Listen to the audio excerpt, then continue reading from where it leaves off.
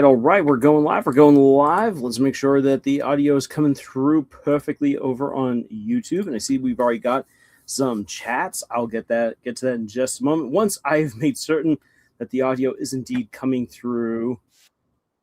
You're fantastic. It is. Woohoo!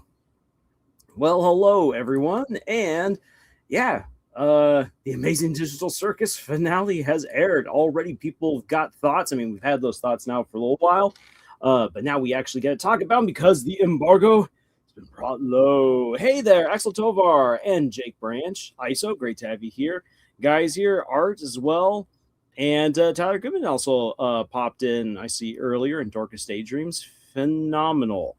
And hope you guys are all doing well. As Ax says, so this series sure was a ride. It absolutely was.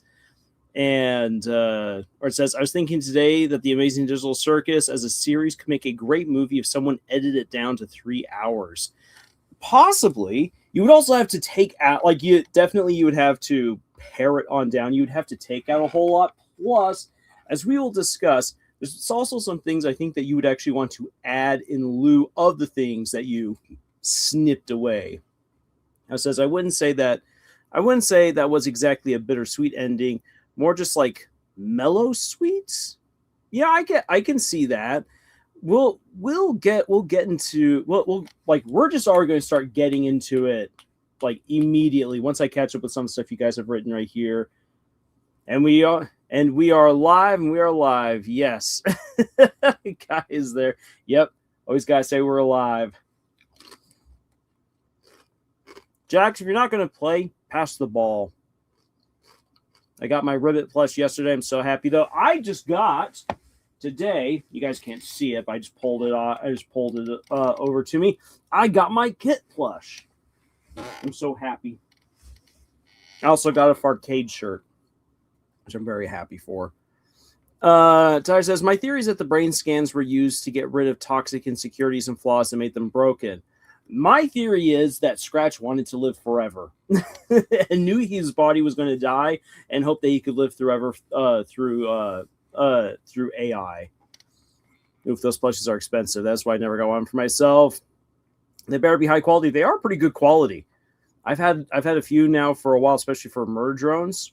Still holding up, still good. I mean, not that I take them outside and beat them on up, because why would I do that to Uzi and V and N? Oh my gosh, my precious cinnamon rolls. Can't do that.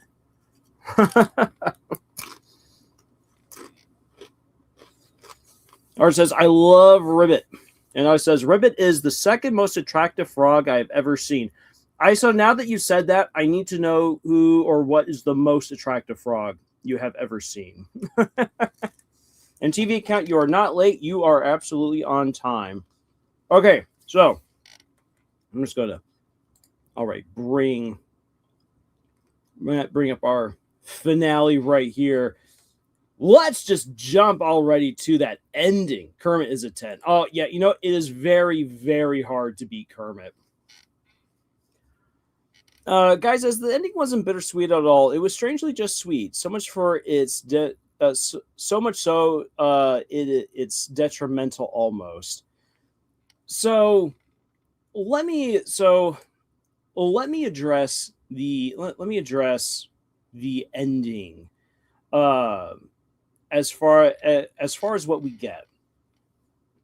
So one of the things that needs to be acknowledged, even though I know it doesn't feel this way throughout so much of the show, but the Amazing Digital Circus is an existential horror. That is what it was billed as. That is how it plays through its opening episode, and it largely held to that with the first 4 episodes of the show.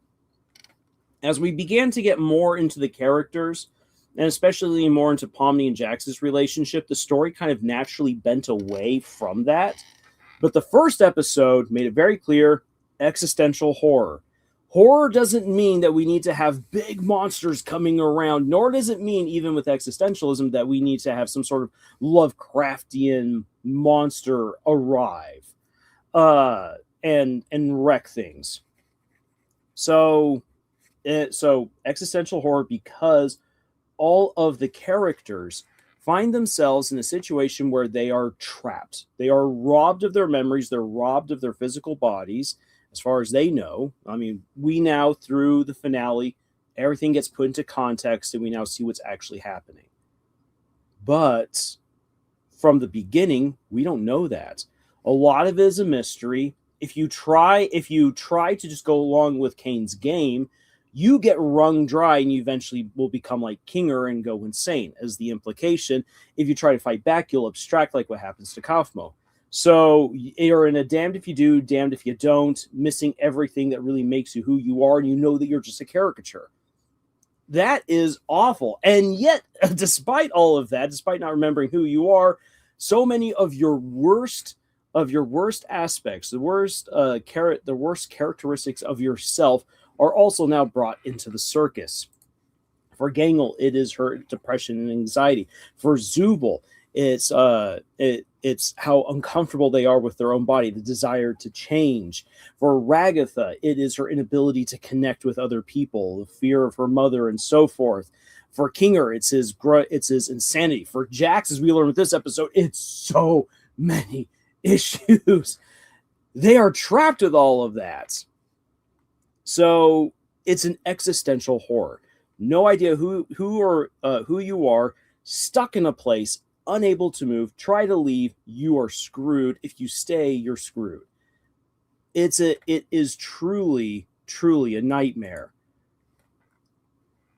But when we come then to the end of the series, and we start getting to, yeah, no, I'm flipping you all off right there through Jax. When we come to the end of the Amazing Digital Circus, and we learn that all of these characters are just scans of the originals, living out a completely different life, and that they can be empowered to move on, especially now knowing who they really are, or who they were, knowing what they are now, being free to choose, and having the power of utilizing the circus to create things, to adapt, to make this world what Kane promised it could be back in the first episode. It is this great fulfillment of all the promise. It's the chance for characters to move on. And one of the key things that we need to actually kind of take away from all of this is what the moon tells Kane, that all good things take time. And that's not just for Kane being forgiven, but when we think about what all these characters are going through, it's going to require time and friendship and forgiveness in some cases, and personal exploration together. So many different things, which is going to require time within the circus to eventually heal and move on. And we're given the glimpse that these characters are able to move on. The reason for that is to provide hope. Because, as Gooseworks kind of fretted / lamented online, was that she worried that people would not get the point of the story. The point of the story is not just that these people all these characters are going to be awful to each other forever, but that if you are stuck in your own existential horror, that you don't have to be stuck there forever. This goes back to one of the very first observations I had for this show, one of the very first things I ever published for the Amazing Digital Circus. And it was partially confirmed by Kinger in episode 3, and it was absolutely reaffirmed and fulfilled in the finale, that everyone has their own moments of existential crisis, their own personal existential horror, but that it can be overcome. However, it is overcome in different ways for different people. We get to see how these different characters finally get the chance to rise above their own issues, to defeat their own horrors, to overcome their own existential crises. But the thing is this, is that For so many of us, we're not actually characters in the circus. So for so many of us, our own personal trials and troubles are definitely not what these characters are going through, but we all experience an existential crisis. Sometimes multiples of them. Sometimes multiples of them at the same time. What is it? How does it work? How do you overcome? How can you find happiness? How does it work? Well, as Kinger says, it's all about finding the people that you can spend time with, people you can make memories with, people that you can do good things with. And then the final bit to the equation that the moon gives is that it takes time. So what Gooseworks did is that Gooseworks absolutely fulfilled the promise that she presented back in episode 1. The reason, though, why it doesn't feel bittersweet and why it doesn't feel like your typical happy horror ending, which if a horror story has a happy ending, it's bittersweet. Something really awful had to happen in order for everyone who did survive to survive in the manner that they did and to be able to move on. We definitely didn't get that. And that was because Gooseworks was focused far more on the message that she wanted to get across through the characters and through the story. This is where the ending has this odd sense of duality. On one hand, it feels absolutely fulfilling and amazing. And I'll be honest, both times I've had the chance to watch it now in theaters and during the YouTube premiere, it made me emotional. But at the same time, it does feel like something is missing. And that's because we do not have your typical happy horror story. In fact, the whole horror element has now completely bled away by the end of the episode. The story has transcended that. It has fulfilled its mission from the very beginning, but it has not stuck true to its genre. And that is where you get this weird juxtaposition of it's a good ending, but it somehow feels like it doesn't fit. And from a writer standpoint, that's what's going on there. Because the writer Gooseworks has fulfilled the promise of the story, the promise that was presented in the very first episode, but has achieved it by sacrificing the genre. This comes back around to the conversation that we've had months ago and that we've had on and off time again about tone and atmosphere. The tone of the story can change from chapter to chapter, from episode to episode, but the atmosphere usually must stay the same. If the atmosphere completely changes, there's usually then something very big that happens within the story.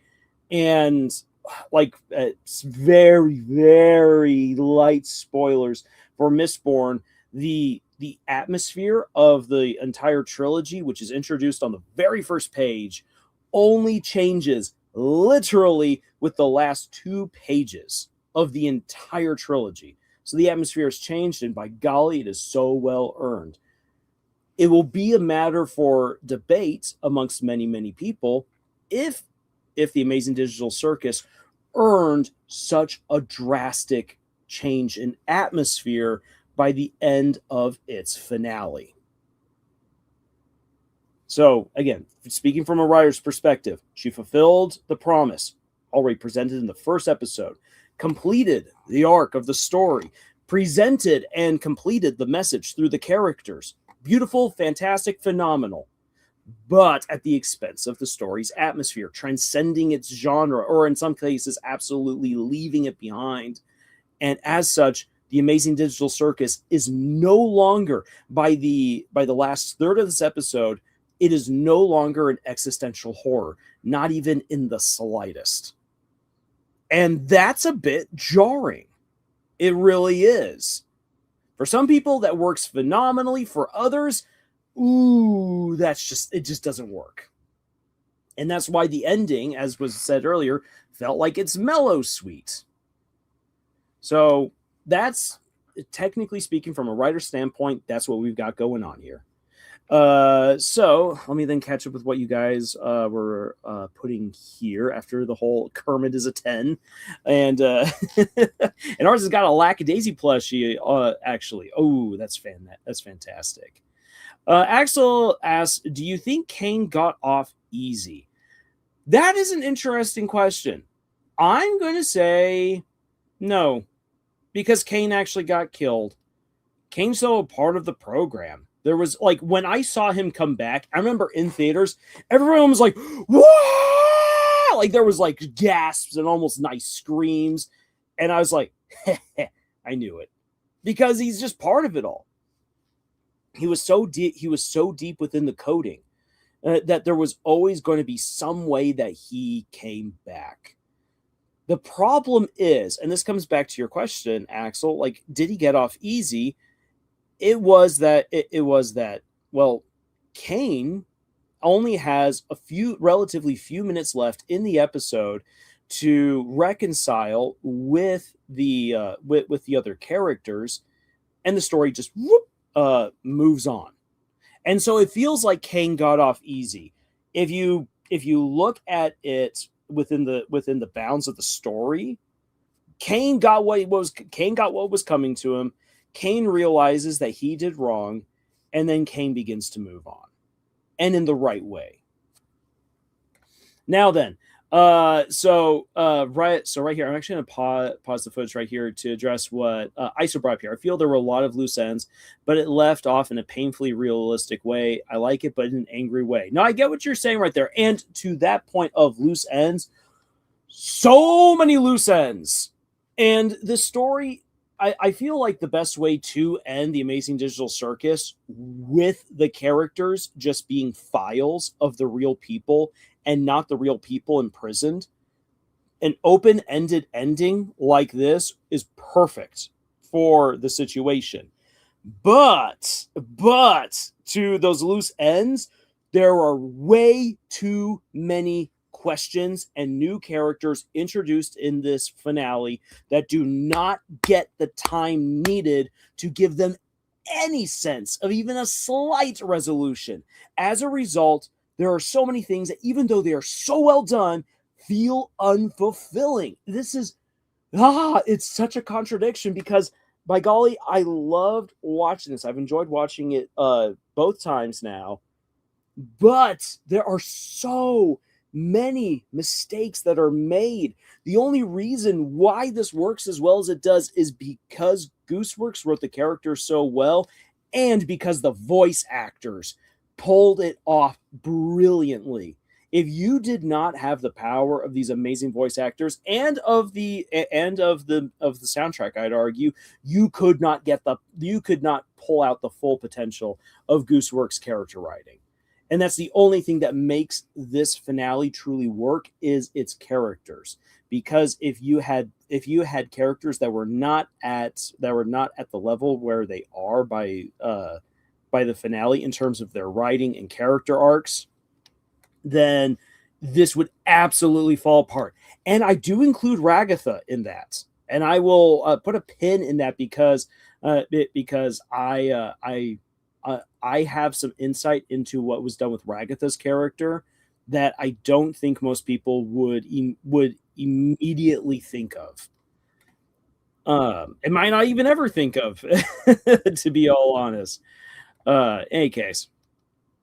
So I think this is the only time we ever see Kane actually walk. Yep. The only Amazing Digital Circus plush I have is a Pomni, but I think I'm getting Ragatha, Jack Skinner, and Gummy Goo. I've got Gummy Goo and Pomni. Makes me very happy. Give the two a chance to date. All right. Okay, I'm stopping this right here because this is such a massive thread. I remember seeing for the premiere today, everyone saying, that's not the real Scratch. That's not the real Scratch. As far as anyone knows, until Gooseworks says otherwise, that is Scratch. That means that Kane reversed the abstraction of Scratch, and Scratch is now running around somewhere in the circus. That is literally what you have to take away from this, because there's nothing to suggest otherwise. It is insane. Guy says, I don't mind not all the questions being answered, and I wasn't expecting some horrible Lovecraftian ending, but what I feel it was could have had a bigger impact. Tigum says, Kane redemption arc is identical to Cusco's redemption arc from the Emperor's New Groove. Art says, this kind of reminds me of Judge Doom when he's revealed to be a tune in the final battle. When I killed your brother, I talked just like this. Anyways, I wish we got more of that Moon. She was always so nice to Kane and had such a lovely voice. Yes, I would have loved more Moon. Who are two characters you wish had interacted more?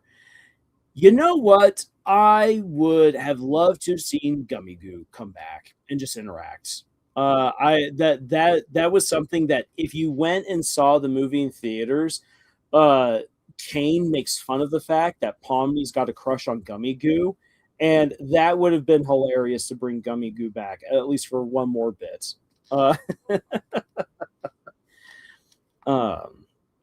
Guy says, at the expense of the atmosphere, the narrative was completed. Exactly, and that's a trade-off that's a trade-off that is up for debate, if it works or not. Art says, it really feels like Gooseworks couldn't decide how things would go and just kind of decided on this, like she gave up in the middle of working on it.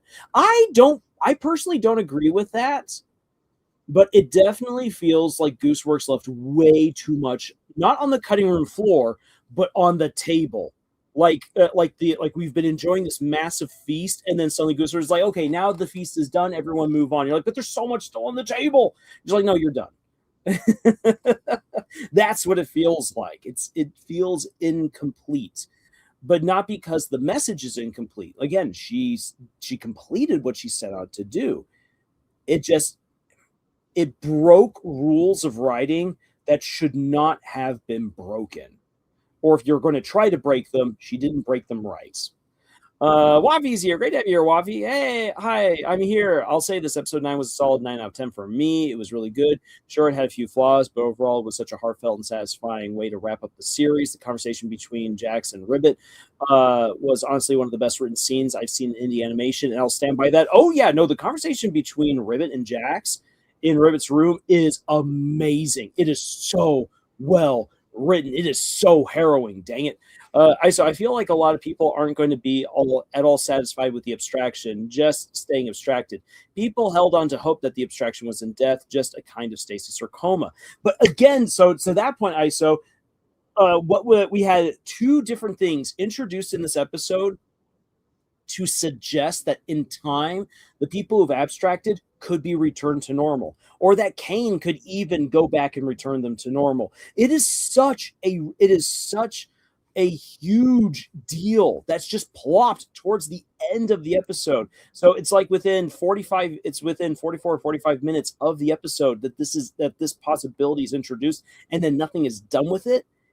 That is so incredibly frustrating, and it's part of one of the many things that Gooseworks did wrong, that as writers are all like, do not do this, do not do this. And what is that thing? What did Gooseworks do so wrong? She introduced new characters and new concepts at the very end of the story. You almost never do that. There are so few authors who have gotten away with that, because the more new stuff that you introduce within the story right at the end, that means that it's like, why is this here? This is getting in the way of my main characters. Why is this here? It's screwing up the pacing. Why is this here? It forces me now to learn new stuff that I now have to reconcile with entire books worth or entire shows worth of stuff, and I don't have the time to reconcile it. And normally you can't, because you've given yourself too little time as the author to do it. Therefore, it all becomes loose threads. And that is the biggest mistakes that Gooseworks makes. Kaufmo and Ribbit should have been introduced way sooner, and the possibility of the abstracted being restored should have been what took front and center this episode, along with Jax's journey. Jax, I would say this, you could even keep Jax abstracted by the end of this episode, but if you have a concrete way that eventually the abstracted could be restored, then it would have worked. but there's too many big ideas and too many new characters who are fantastically written that have been introduced right at the very end that you feel robbed. It doesn't work. It derailed the opportunities for the finale to have truly wrapped up what needed to be wrapped up. It could still have been a totally amazing open-ended ending, but there's just too many loose threads blowing about in the wind. Guy says, if nothing else, Kane's demise was ironic because he's been deleting AIs abruptly since episode 2. His return with the moon still having an affinity for his is a metaphor for the message, I feel. But they all say abstracted, insane, beastly, like they really did die. Again, the episode actually suggested something different, and the problem is that it was introduced to us way too late, and we don't have enough time to grapple with the implications, that it just feels all hopeless, which is not what Gooseworks has actually presented. Art says, if people would be satisfied with an open-ended ending, I think episode 8 would have been better. Sure, people would have been wondering, but I think it would have worked better, to be honest. But if we didn't get episode 9, then we'd get no Ribbit. So yeah, I'm happy in that respect. It's good to know that you can reach the consciousness of people even when they're abstracted. Guy says, I love that they stayed abstracted. It would have felt cheap if they were brought back. But then again, Scratch was brought back. But then we just never addressed that again. It's just like, oh my gosh. On a separate note, I love how the opening theme was so happy and upbeat, and yeah, left a sense of dread instead. Yes. Oh, it was so good. The opening was that was perfect to the episode. Guy says, I don't think that's the case. I think it's a flashback sequence that was positioned weirdly considering Scratch. We're not, no, that's the thing. We're not told that. That is very much because Kane takes the name, and then because he's right there before the big screen, he's opening up the files, he's opening up the names, he grabs one and he puts it into the circus. Boom, Scratch comes in. And if that was a flashback, that was a horribly communicated flashback. I says, so you think they managed to bring back the other NPCs like the Moon or Gummy Goo, or are they all gone? They can all come back. They can all come back. It is all possible.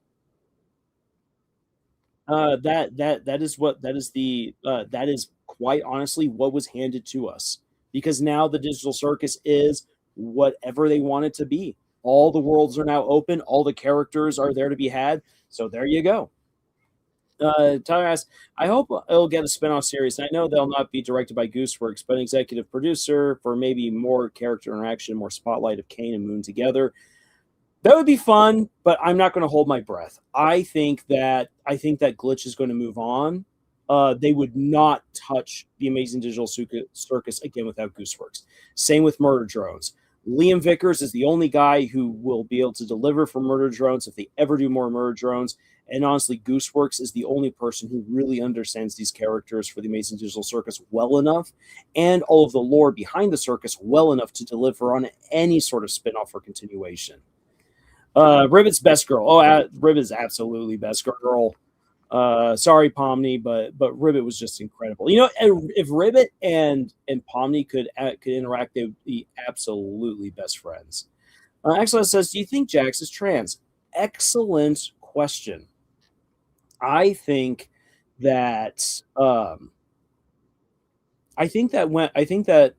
based off of what's been given to us from Jax with the clues, and this is something that will be debated by fans. This is just right now my interpretation of it.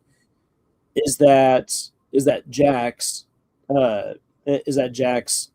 definitely has some inclinations towards his feminine side, but that was frowned down upon in his household. He was abused, very likely physically, though obviously mentally, by his mom and very likely by his dad, for not being masculine enough. He had to be the man, but he was never going to be man enough.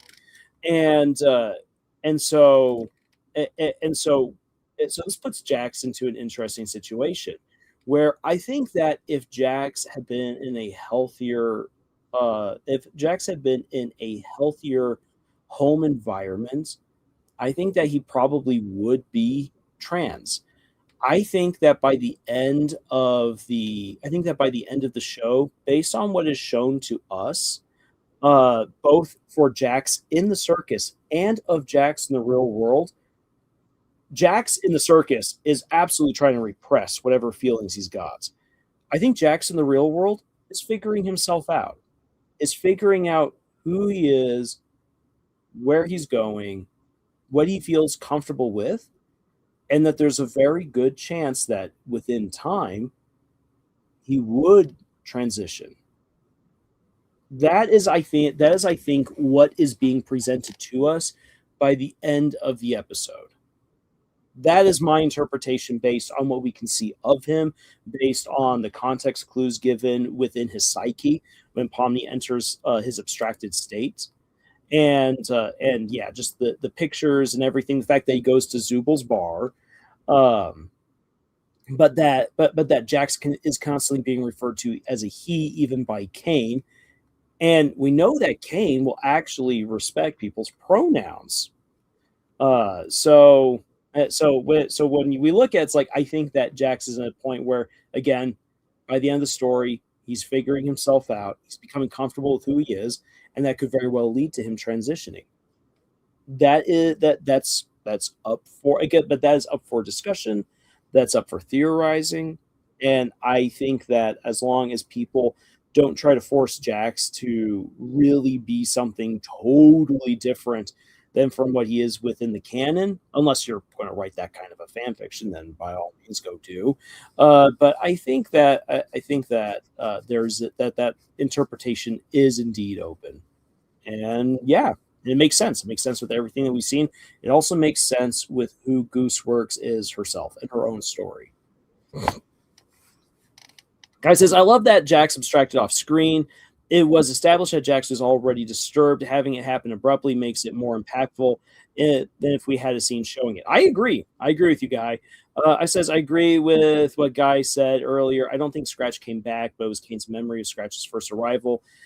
I will say this: if that's what it was, if it was a flashback, it was a poorly handled flashback, because that is not what I got at all. After seeing this now twice, because of the way that it's edited, it makes it in the moment that this is what's going on. So, yeah, unless Goosework says otherwise, sorry guys, I am running with it. That happened in real time because that is the way it is shown. I says, that's why I'll stand by the thought of the series benefiting from more episodes and build up. It would have absolutely have benefited from more episodes. If you had given it 2 more good length episodes, like with what episode 8 was, you could have covered everything beautifully. I would not say, oh, you could do it with 1 episode. No, with so much stuff that's introduced this episode, you would need 2 episodes to do it proper justice. Dark Agent says, wait, if all the MPs are still there, then Pomni Goo? Possibly. It's possible now. Guy says, I think it's a flashback. You think that they wouldn't show Scratch returning and interacting with people? Granted, it's a horrible flashback sequence, but I don't think something so massive would be left to interpretation. I disagree with that. I disagree with that because it falls in exactly with all the mistakes that Gooseworks committed in the writing for this episode. There are way too many big ideas and names and characters that are thrown out that then get left dangling. She's done and we haven't even brought this guy up yet. The Able, the Able AI. We get no build up whatsoever to its introduction. I mean, yes, we know that Kane devoured it, but beyond that, we never knew. We never knew that this AI also projected its own personality, its own thoughts at all. What is this relationship that Kane is referring to? It does not exist within the story. And as far as we know, it wasn't Bubble. So that is a huge thing. possibly one of the most important characters potentially within the entire story was introduced only to be totally just totally forgotten, sent off into the void. It is absolutely, in light of that, it is absolutely on the table for Scratch to be unabstracted and just be left wandering the circus. 100%. And furthermore, Scratch would have gone off and done his own thing because it's already been established by Kinger that Scratch was basically already living in his own world, doing his own thing. Scratch could have just wandered off, and then sometime in the future, the characters run into him in some world, and they're like, wait, what? That is absolutely on the table with what Gooseworks has established. It's frustrating. It's frustrating because the idea of unabstracting is on the table. It 100% is. The idea of healing within time is now on the table. The fact that any character can now be brought back in terms of the NPCs is on the table, but nothing's done with it. There's an AI floating around the void who can now do whatever it wants without anyone interfering with it. That's now on the table. And on top of that, we were briefly introduced to Ribbon to Kaufmo, to complex, nuanced, interesting characters, what their stories are. We are only given the briefest of glimpses. They're then pulled away from us. And again, you do not do that with the very end. If you introduce such dynamic characters at the very end, you have no time to fully develop them. There's so much left on the table that is unresolved, and not in an open-ended way, but as in, these are my great ideas, and I've laid them out, but I haven't done anything with them kind of a way. Art says, maybe Jack's like feminine stuff, and his parents dogged him about it. Absolutely. Dorcas says, I feel like Jack's abstracting was kind of anticlimactic, and that's kind of the point. That is kind of the point. Is that because Jax would not come to them for help, and so of course he just abstracted somewhere else, and they're like, oh crap, now we got to deal with this. It fits in perfectly with his character. I did also think that Scratch came back at first, all the way until the end when he just didn't show up again. We got the end scene, I got excited, but it was just a fourth wall break. My theory is the blue AI is Bubble, and I know that that's going to be a theory that a lot of people are going to run with. As I remember being told like 2-3 episodes ago by people in the comments that Gooseworks had said that Bubble was just like a bug in the system. And we see that Bubble is just hanging out as an actual bubble when Kane comes back. I don't know. It may be, possibly, but it's just if again, the other AI is never really explored or explained. It is an amazing concept. It is something that could mean so much for Kane's character and for this whole world, but it's not fully developed.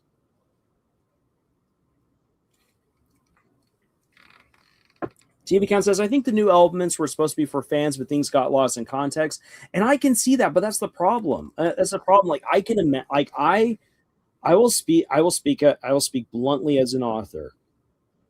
Someone who has, and like, this is not this. I do not say this to be someone who talks down to Gooseworks, because goodness knows Gooseworks has had way more success than I've ever had. But I have written, unless Gooseworks has an entire library of books that she has not revealed to the world, I've written more than Gooseworks. I've had the chance to experiment with trying to break rules, with doing this thing of I'm laying out all of these amazing things for readers to speculate on and to have fun with in the future. And when I've tried that, it's like, hey, here I have a whole bunch of really cool ideas of mine. Have fun with them. When I myself, as the author, have gone back and I know what these things are, I'm like, why is this even in here? That was not a good idea.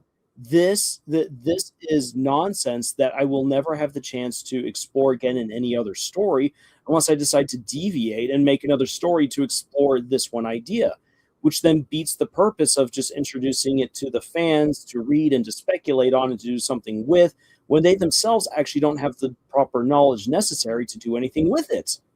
Why is this even in here? And you will find this actually in some of my earlier books, like Knights of Cruise and The Dark Rebellion. I did what Gooseworks did in this episode with laying out really cool ideas that I myself am like, this will be for people to just have fun with later on. And no, it doesn't work the way that you would think. In the end, it just eats up time. It feels like a red herring, and red herrings are nothing more than distractions that lead to nowhere. So as a writer, you don't want to create red herrings. If you have Easter eggs, if you've got cool ideas, if you've got depth to your world, there are other ways of communicating it, which is usually through background description or through just casual comments and references dropped by the characters.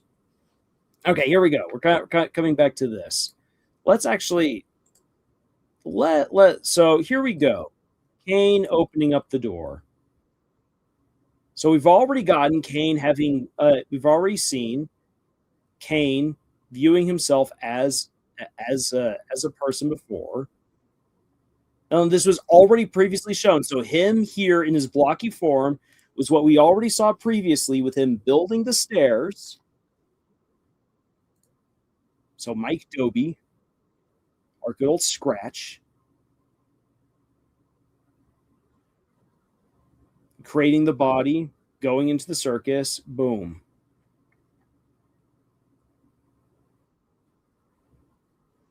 If that is indeed a flashback, it just doesn't work because the way that it's presented. We've already just seen him doing that same weird blocky form stuff, building the stairway up here to the door. It's just if it is a flashback, it's a flashback. And if it's revealed to be a flashback, then it's a flashback. It just doesn't look like a flashback to me. Anyways. Hey, we got Mimic here. Hello there, Mr. Lars and friends. It's nice to see you all again.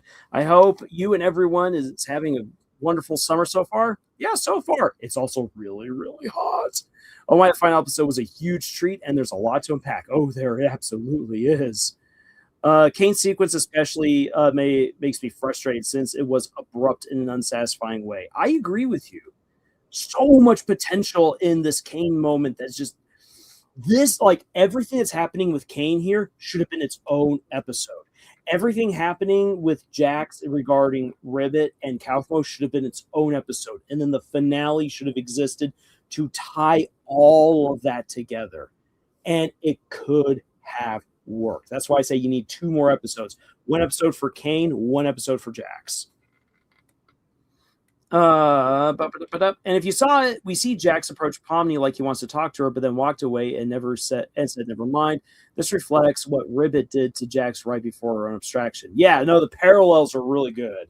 There again, like there's good writing. The parallels, the characterization, wrapping up the main message and theme of the story is so well done. And dang it, just I can't help but love these characters and just enjoy all of this stuff that's laid out before us. It just was not tied up well. Too many things, too many people introduced at the end when the end should have wrapped it all up. Okay, there's my rants. Guy says, ironically, I do think Bubble was, or at least a representation of what the Able AI was. Bubble not returning is what makes me think this, but it's never established. And you know what? I can get behind that. I can actually get behind that interpretation, especially with how Bubble taunts Cain in episode 8. Seems to work well with how Cain is arguing and fighting with himself here in this scene. I think Ribbit should have had her own. Oh my gosh, yeah, there's just Let's actually get here to the Ribbit stuff, because oh my gosh. Yes, I mean the animation for all these characters, their character designs immediately win you over. like kudos to the design team for this. But yeah, Ribbit was written so well, and man, like it's just such a shame what happens to her and everything. Uh, she was so sweet, and what Jax did to her was so mean. Absolutely. No, absolutely. Here you have Ribbit, who's gone through so much. And I'll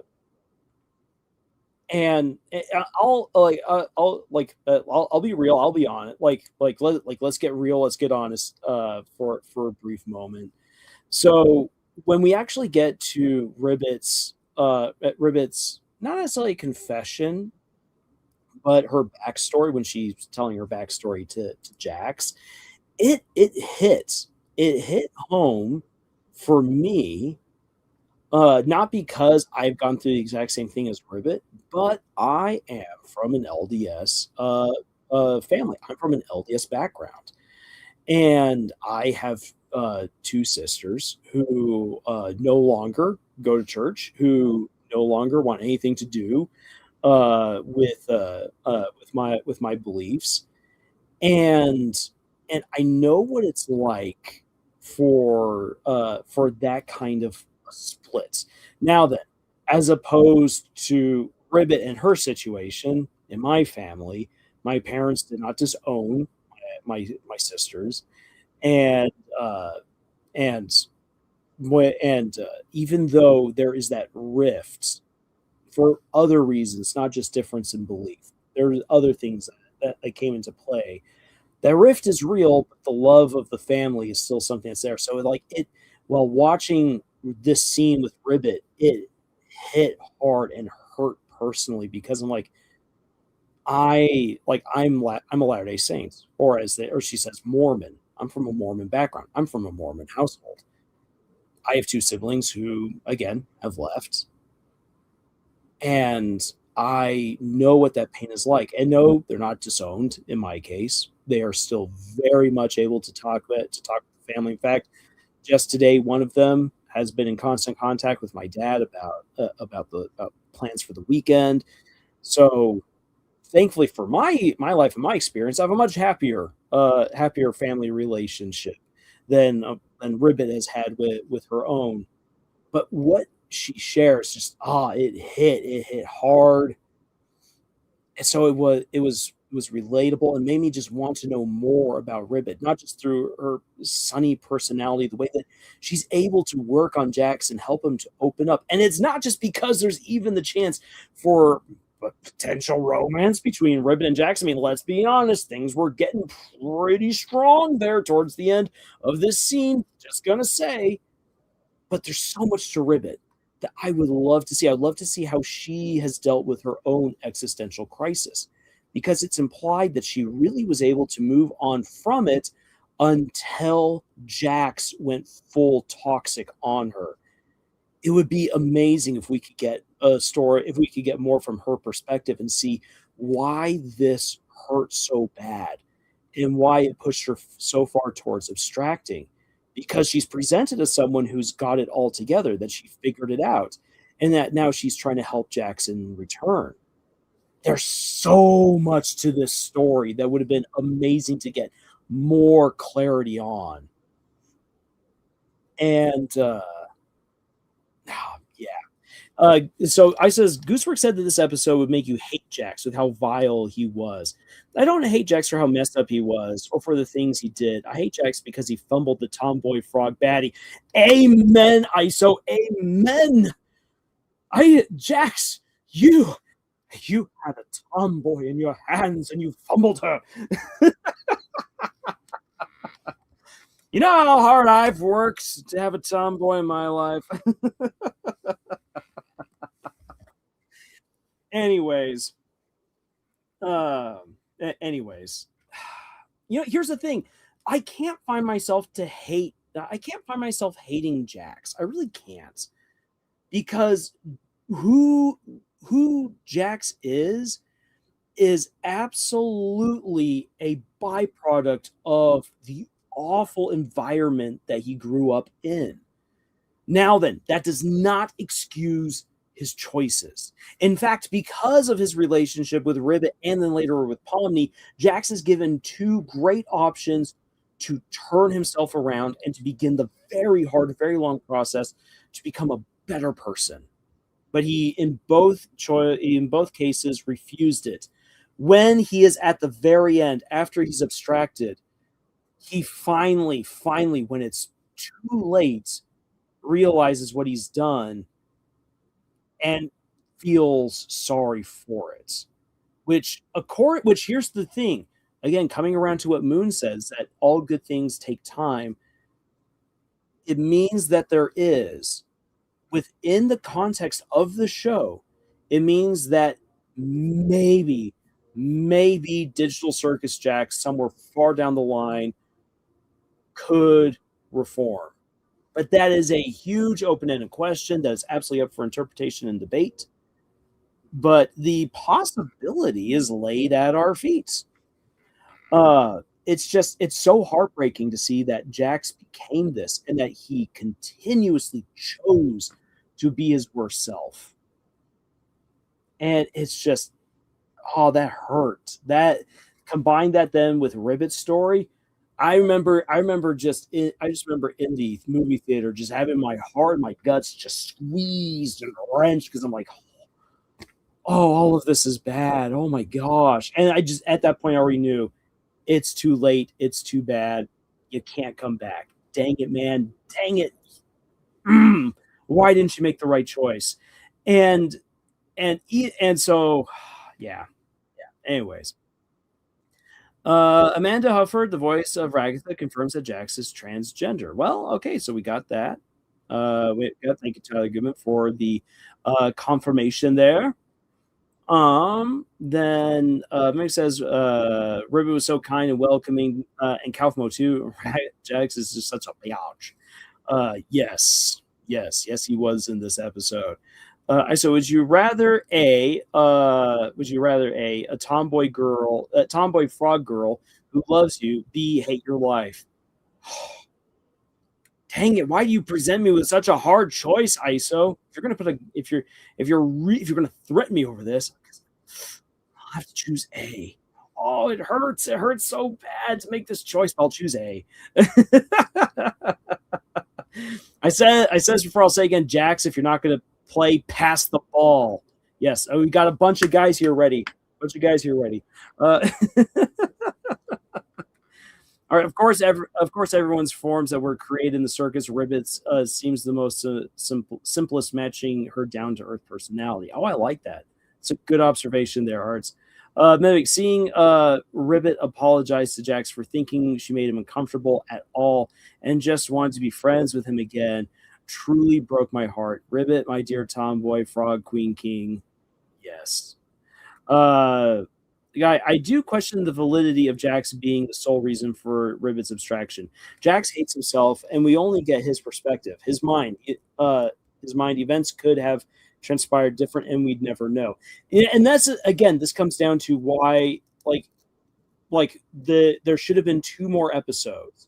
Like, if you had given us an episode 8 length view of Jax and his journey with Ribbit, like, we got so much here with this, but imagine if we had gotten more and if we had had the chance, maybe through Ragatha or Kinger recalling stuff, or here's actually recalling stuff about Ribbit, and here's actually something else that I would even propose for the finale. That when Pomni finally then, for the finale, it should have been all about wrapping up this abstraction stuff. Would have been Pomni not just simply touching the abstraction of Jax, but then also embracing the abstractions of Ribbit and Kaufmo. And what I'll say is this, is that if you had done that, you would have had a chance to absolutely bludgeon the audience with an emotional climax that would have hurt, and it would have been so insanely beautiful. Especially if you got to see how Kaufmo and Ribbit, as is kind of implied through context in Jax's flashbacks, that they still cared about Jax. and that maybe even in their abstracted states, Omni would be able to interact with what's left of them. And they say, you can tell Jax I love him. Like, if you had managed to do something like that for the finale, that would have hit so hard and it would absolutely work within the run of the show. It absolutely would have worked with the themes. It would have worked with the lore building, especially again, if you introduce what happened between Jax and Ribbit way earlier. Like, so thinking about how it would have worked, I would have said after episode 7, we get the Ribbit flashback. Everything that we get of Jax's flashbacks here, put that immediately after they all get guns. And that way then you're like feeling really bad for Jax. You're just all like, or as well, not right after they all get guns. But the the one that's like shut up. In any case, yeah.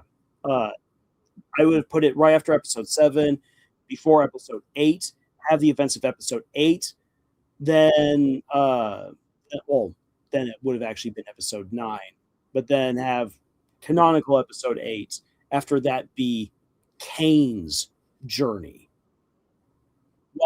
We get to see Jack, like we would definitely have the moments where we get to see how they're trying to rebuild the circus, Jack's abstracting, but I would have made that episode focus way more on Kane and really resolve the whole AI situation.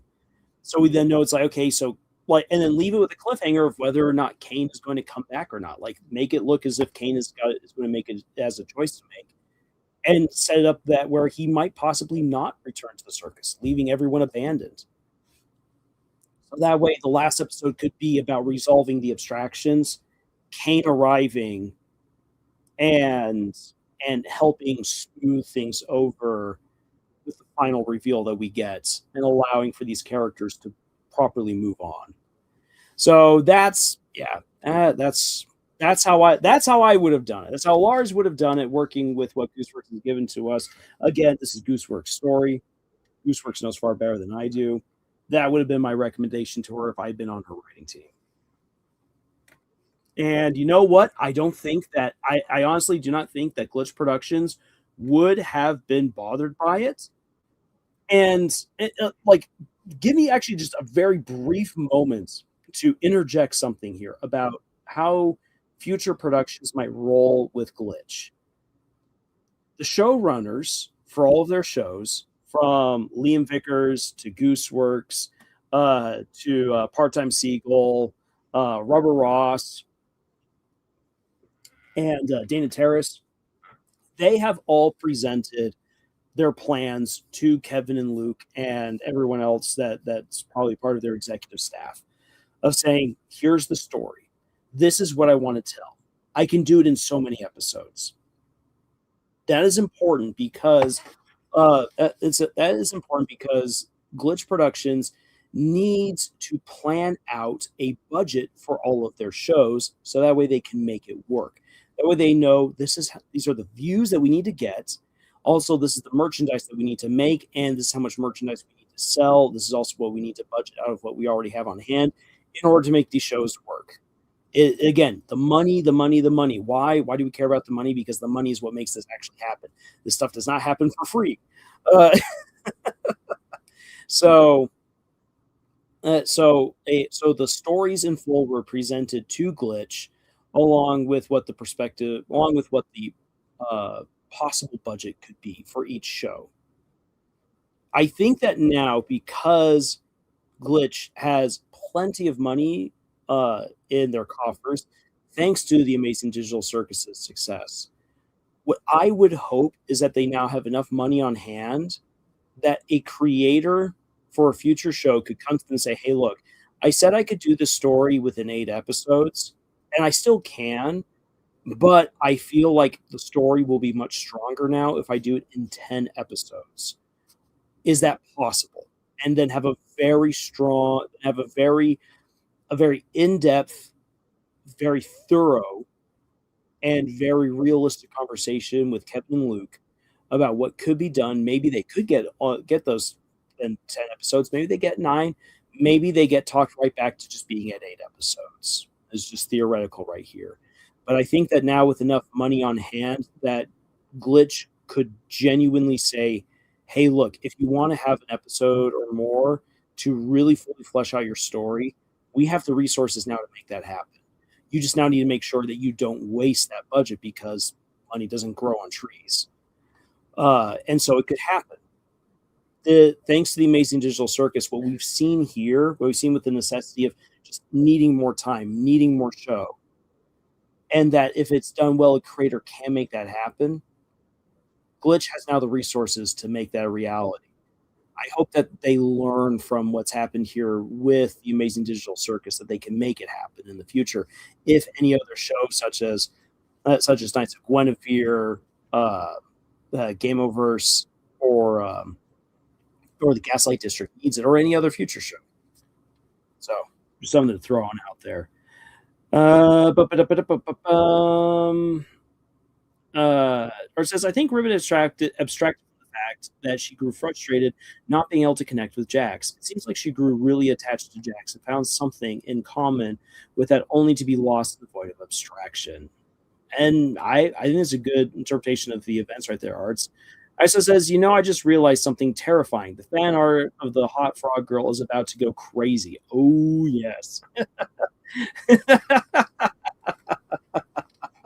As Art says, I thought it would be obvious. It's the internet, and the internet will partake in such devious acts.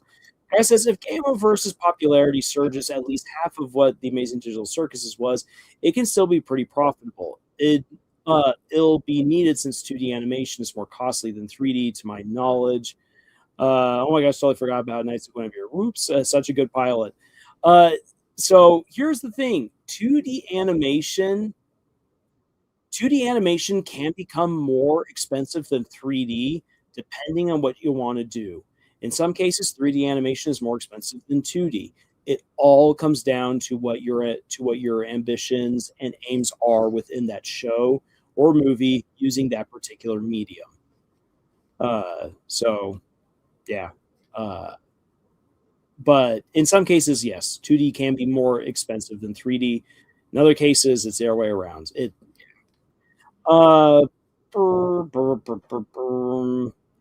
hot frog girl. So I've said my bit about that. There's just too many, that Gooseworks has introduced way too many big characters, way too many big ideas, way too late in the story, which then creates all of these dangling threads, which makes a naturally open-ended ending feel way more disorganized, and if it's about to fall apart. The other thing, though, that I will say, and I know this is going to enrage some people, but the lack of Ragatha backstory, like it seems like Ragatha has just kind of been shunted off to the side here, is absolutely in line with her character. Here's a higher way of approaching character writing that I've heard other authors talk about, and it's something that is normally not. It's normally something that's not actually done by more inexperienced authors, and it is that if you have a more reserved character, or a character who diverts from themselves, or a character who's unsure of himself, that character is usually naturally within the flow of the story unlikely to get more is unlikely to get more background, more backstory, and so I'll actually give you an example. I'll give you an example that it probably, like, this is one that most people probably won't gravitate to unless they've read the Stormlight Archive. But there's an incredible character in the Stormlight Archive series whose name is Rock.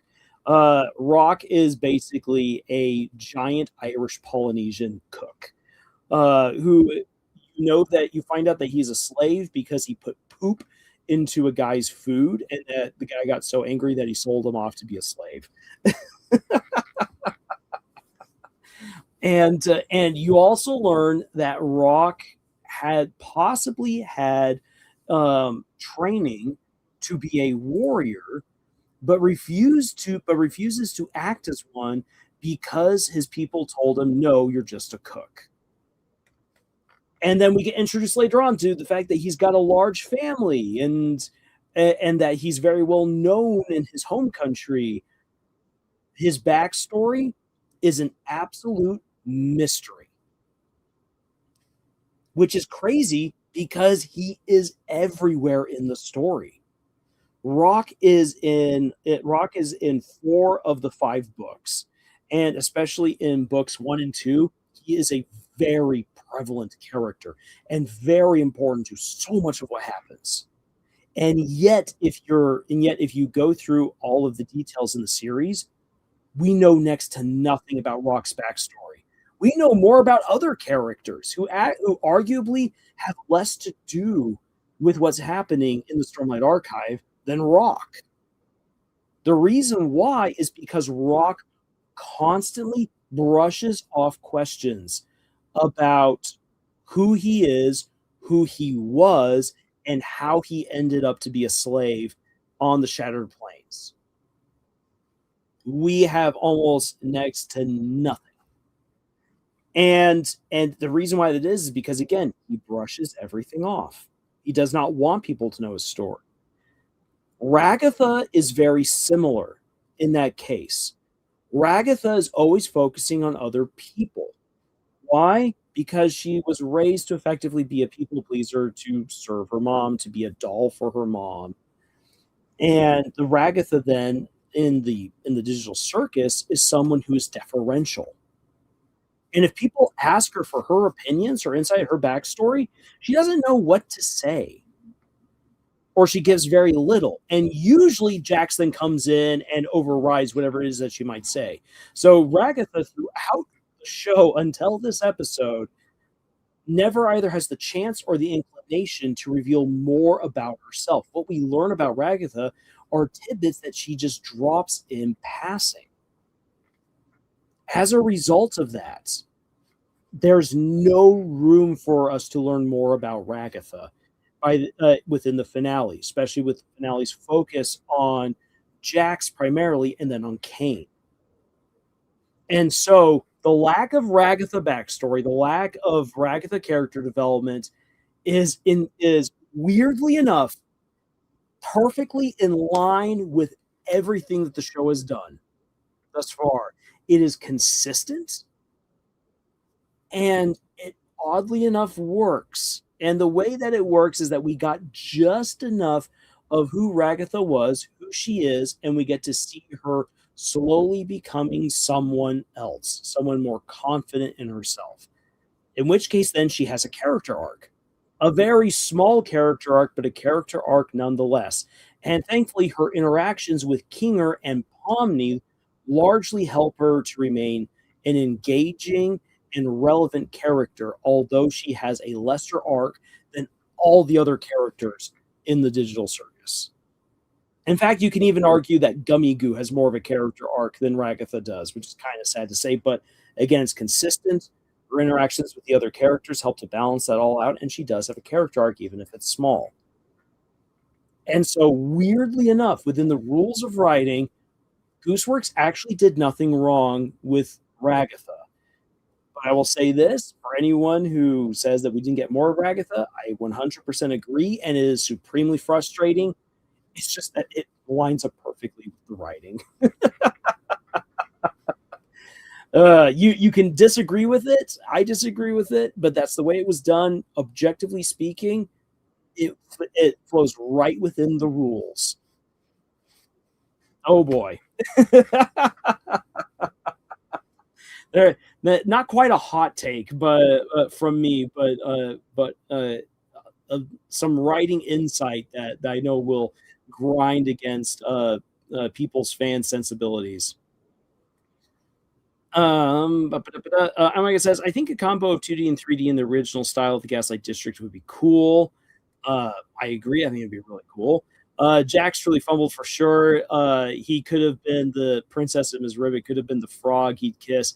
Jax could have been the princess to the Ribbit's frog prince, thus the princess and the frog. Guy says, honestly, some of the issues could come down to Gooseworks being the only writer. Writing for a show differs from novel writing. To satisfy both the narrative and the atmosphere of a show requires multiple people, I feel. And Guy, to that point, I agree. I think it's very, very difficult for any one person to handle all the writing for something like this, especially because, and this is something that for any of you who have had the opportunity to work with artists for your stories, your characters start coming to life in a very different, unique way the moment you hand them over to others, especially to artists. Artists bring your characters to life in ways that you never imagined, and as such, reveal layers to them that you had not conceived of until you saw that artwork. And so what you need when doing a show is you need that show's Bible, something that says this is what we're doing, this is what we come back to whenever we've got questions, and you need to have multiple opinions in the writer's room that help you to play out different ideas that might not be good for your stories. That way you can weed them out quickly, and then that these people help to keep you consistent. Yes, that means you've got to share your work. But in some cases, that's absolutely what's necessary. Because yes, a show and a book are two very different things. And a show requires way more people to make it work on the back end than a book does. Though, still, you should have a team of people. You should have your own writers group to help you out with your book. So that way you can avoid making messy mistakes. He says, "Oh gosh, thank goodness I wasn't eating when you said that. As well as gross. Interesting, so gross. Reminds me of that pie scene from The Help. If you know, you know." I says, "I already see the lesbian theories coming up about Pomni and Ragtha because of the eye contact they made, insisting that they're gay with unwavering passion. Foolish mortals, Pomni is gummy sexual. According to Kane, that's the case. Again, let people ship whatever they want to ship." I think it was interesting how in the show, again, we just didn't get Gummy Goo back, but Gummy Goo could be coming back. And after the tease in the theatrical release about Pomni and Gummy Goo, I was expecting that we would see Gummy Goo pop up again. But yeah, no, it's open. It's open to absolute interpretation. Such an open ending that, you know what? Pomni and Ragtha could get together. Or, ISO, I'm gunning with you. Pomni and Gummy Goo are just going off on some amazing gummy sexual adventures. I can't believe you said that. Art says, "I got to get up in the morning, so I'm going to say good night. Have a good evening. Have a good evening, everybody." Hey, Arts, thank you so much for being here tonight. This was great. Wait, what Gummy Goo tease? So in the theatrical release, there were two things that were done before the movie began. One was that we got the fish. Like, "Hi, can you find my treasure?" It was voiced from one of the actors for Happy Smiling Friends. We had the public announcement of "Please turn off your phones" from the fish, which was really funny. It was a really, really funny thing. And on top of that, it actually tied into the end credits where we actually get to see the fish getting caught and butchered in the end credits. Then also there was a review of the entire show thus far done by Kane, and Kane in the review of the show was teasing Pomni for having a crush on Gummy Goo.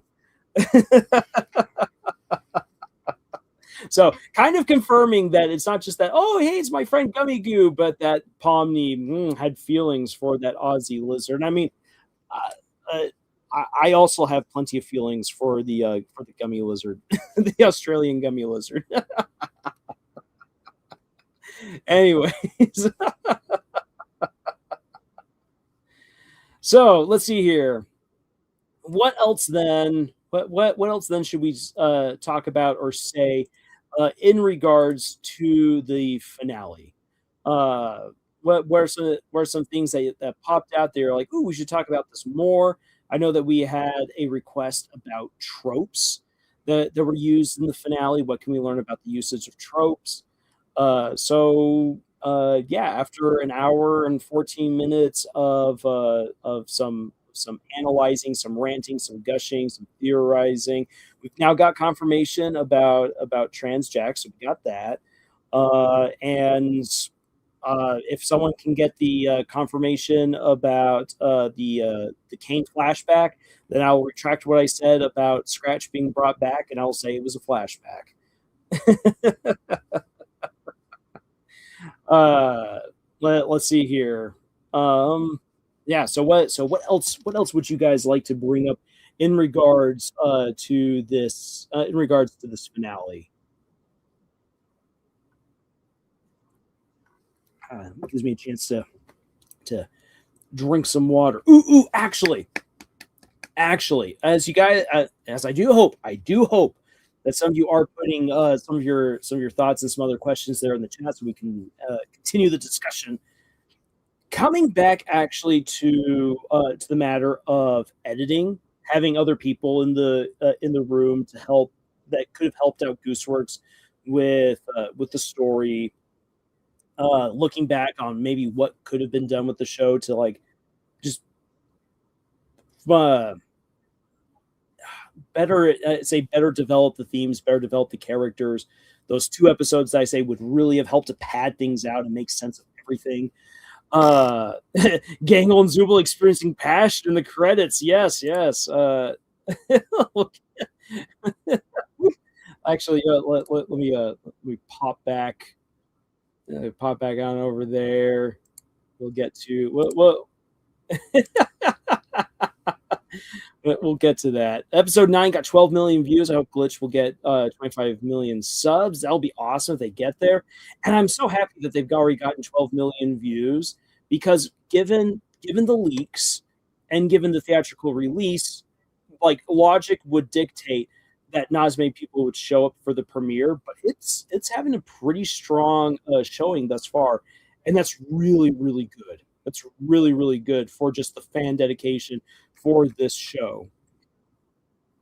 Oh, I love the little D&D image right here. Uh, Zubul as like the fighter paladin or tank. Pomni as the mage. Kane as the bard. Kinger as the cleric, and Ragatha as the barbarian. I need this artwork. I need this. For an episode that was leaked, the episode did incredible. Exactly. And that's an applause to the fans who still showed up or who resisted the temptation to look up the leaks. All of you people are amazing. Guy says I still have no knowledge of D&D. Hey, you can check out our whole D&D. You can check out our whole line of D&D analysis videos. There we go. There's the passion. There's the passion scene that I was bringing up. I love how Ragatha just like turns totally red and just powers past that.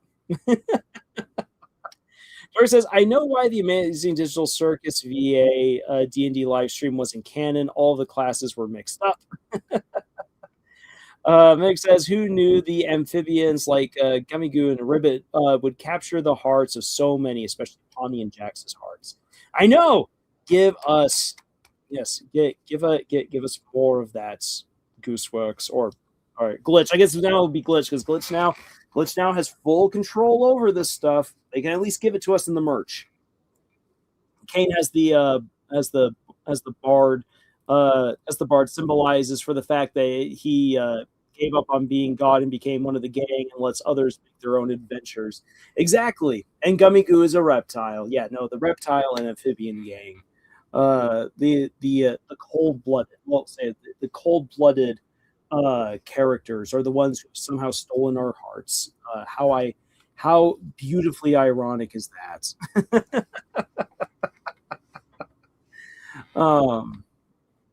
In any case, coming back to what I was going to say. And please, everyone, still keep putting on your insights and potentially your questions there in the chat. But thinking about how you can like kind of edit the story as you go, there's an ongoing um, Twitter slash web comic manga that I highly recommend people check out. It's a super quick read so far because it's relatively new. It's called Step by Step. And I just found out today that one of the chapters was taken down by the creator and an apology was posted about the takedown, saying that he realized with the release of one of the chat with the most recent chapter that it had too quickly progressed a point of contention within the story, the drama within the story, that upon reflection he's like, I don't need this just yet. I do not need this now. I need to focus more on the sweet and wholesome fluffy bits between the two main characters. And the story of Step by Step is that you have this guy who's just kind of lost in the winds of life, a 30-year-old who aspires to be an illustrator, but really is just kind of going with the flow, isn't chasing his dreams, isn't really doing much. Busts up his back, goes to a chiropractor to have his back sorted out. The chiropractor turns out to be one of his classmates, one of the people that he graduated with. She was a track star at school, but when he meets her, she's a double amputee. She's missing both of her legs, and they reconnect. They reconnect and they start hanging out. He quickly begins developing a crush for her and starts coming up with all kinds of excuses to get back into her life. And it's awkward and it's cute and it's a fun read. Um, and that fluffiness, that wholesomeness, and everything got interrupted by a sudden dark turn in the 12th chapter, the 12th installment in the series. And the creator was like, actually, yeah, no, I'm going to take that back. Uh, He's like, I introduced something I shouldn't have way too soon. And it got me thinking, that's incredibly brave and bold because I have come across other creators that once they put their work out there, they're like, I probably shouldn't change it. And there's a discussion to be had there about editing things in the middle of production. And so like for the Amazing Digital Circus, even like each of these episodes took months of work to make happen. And so that means that for changes to happen within the series to have headed off already potential problems within the finale, Gooseworks would have had to have gotten on that like a year ago. But changes could have indeed happened behind the scenes.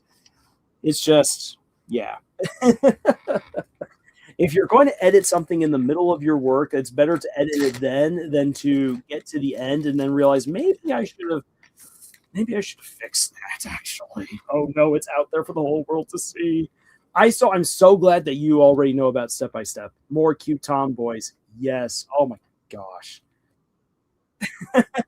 And it's such a wholesome, beautiful read. I highly recommend to everyone to read Step by Step. Anyways, maybe replying to Omega. Oh yes, that's right. My bad about the whole amphibian thing. Gummy Goo would be a reptile, a gummy reptile.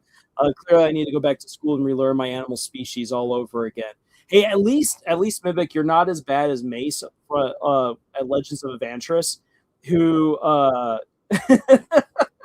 who made a horrible mistake on a live stream, thinking that whales weren't mammals, or I say that whales weren't animals. Very likely, it was in the back of his head that it was a whale isn't a mammal, and it prompted this hilarious back and forth where everyone else was trying to convince him that no, whales are animals, but like at that point Mesa made the mistake and he just dug in his heels. It was hilarious. And it's there on the internet for everyone to see. The internet never forgets. Ribbit, Jax don't want you, but I do. Yeah, I mean, if I were in Jax's position, whoo boy. I honestly thought during the whole bedroom scene where they're having their heart to hearts, I thought that that was going to end in a smooch, and that was what was going to like really send Jax off or something. Like I knew it was going to end horribly, but I was like, oh my gosh, the romantic tension is so strong. I hope it will last. TV account says I saw Jax's story as a tragedy, not a cautionary tale, but a tragedy. Well, I'll say this: all tragedies can be cautionary tales, but not all cautionary tales are tragedies. But yeah, his story's absolutely a tragedy, 100%. Ragatha's like, nope, I didn't hear anything. I didn't see anything either. Blushes embarrassingly and rushes away for the sake of her sanity. Oh yeah. Say, Zubul finally got what they wanted. They wanted to have sex, and oh boy, they got the mattress mumbo going.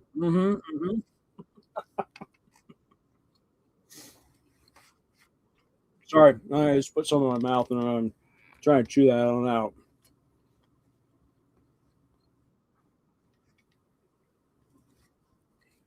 TV. I also think that Pomni and Ribbit as what not to do for people like Jax. Well, and now then, let's get real here. Let's get into some real heavy discussion there. Every person every person the S word laws, the S word. Yes, I know. The dreaded S word that I will say here. I'll say sex on this live stream. I ain't going to get demonetized for that. Uh, Alex Rosan, the voice of Kane, posted a tweet on Blue Sky saying abstraction is not suicide. Are there really people who are saying that? I would never have actually conflated the two together. Anyways, so oh yeah, TV Ken says because Pomni didn't try hard enough and Ribbit tried too hard. Well, I think that Pomni tried plenty hard. Jax just kept pushing her back, and so she finally kind of bowed out.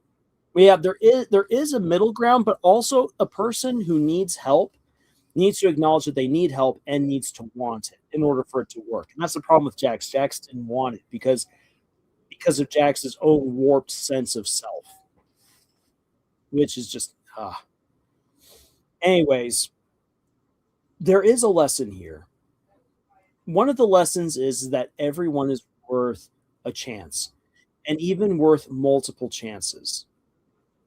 But if a person is toxic or even dangerous, it's not up to you to save that person.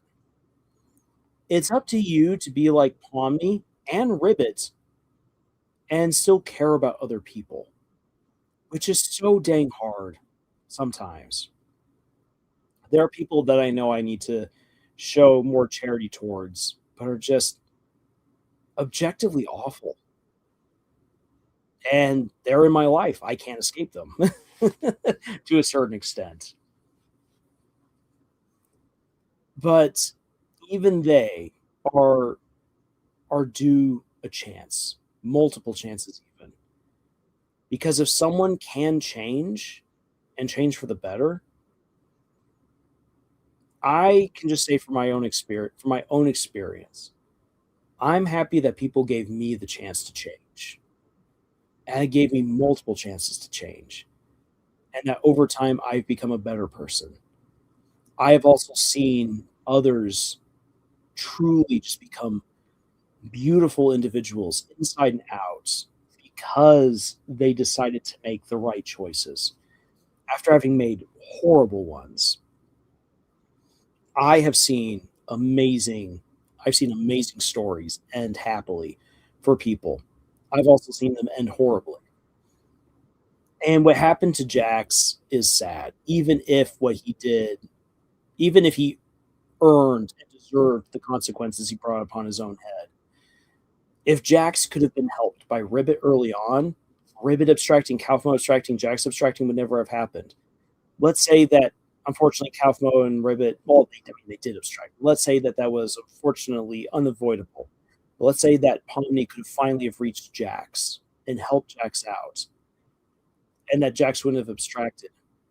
That is one person saved who could have meant so much to everyone going forward. And what we see of their real selves, these people still were able to go on and make good lives for themselves. And so there's always the chance, there's always the possibility, and people need to be afforded that chance. But again, if someone is too toxic or too dangerous, it's not on you to be the one to save that person. And when you're helping out others, you you need to know when you're giving too much. And that's such a difficult conversation. I'll be honest, I'm not qualified to give acting advice on that. I can only speak from my own experiences, but I've seen both the good and the bad. And I, as someone who has benefited from second chances and third chances and fourth chances, I know what positive difference I can make, but it comes down to that person wanting to change. And the unfortunate thing for Jax is that Jax doesn't want to change until it is literally too late for him. When he finally gets down on his knees and hugs Pomni. And we know that this is Jax realizing it's too late. And telling Pomni, when he tells Pomni, I hate you, he says, because you're making this so hard. Because when Jax finally is able to admit that someone does care about him, that someone does love him enough that they would risk themselves for him, warts and all, he's already made a choice that there's no stepping back from. And so there you have it. That is very real, very hard storytelling. And it's the kind of stuff that gets people talking, which is good. It's also the kind of storytelling that you will never be able to satisfy everyone. I'll just say that. For any author, any creator who wishes to explore these same kinds of themes in their own stories, you will never be able to appease everyone in your audience. All you can do is tell your story the best that you can.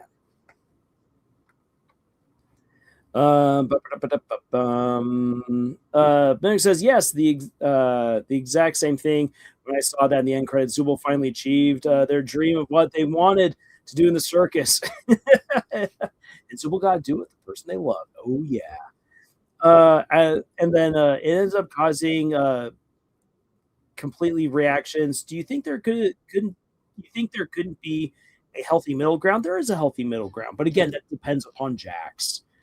And then there were a lot who took what happened to Jax the wrong way, especially since it seems like the gang basically replaced him with Kate. And there'll be people who will see it that way. Again, it's a very difficult topic to approach, and I'm glad that Gooseworks didn't pull her punches here with this, having Jax truly reap the consequences of his actions. And again, Gooseworks leaves it out there with the moon saying all good things take time. So who knows? Who knows where Jax could go from there? It's open ended. It's meant for the audience to engage with and make their own determinations. Guy says you can't save everybody, and you can't let yourself be defined by those who can't. Amen. That is beautiful. Thank you for sharing that, Guy. Subal definitely left a mark in the bedroom, that's for sure. Ooh, yes. Meg says Jax is truly tragic because he had many chances to change for the better and talk it out with Pomni, Ragatha, and even Zubul was willing to lend him an ear too, but it's too late. I think Jax naming Gangle is a great addition to Jax's character and also a good callback to AM renaming one of his victims Nimdok because both are ridiculous names. I said, I wish we actually got to know what really happened with Jax's mom. I don't like this specifically was open ended. I mean, Ribbit does say that that because the cops never came looking for him, that she survived the fall. But yes, I do agree. I do agree that that's definitely one open ended element that's like that's pretty dark.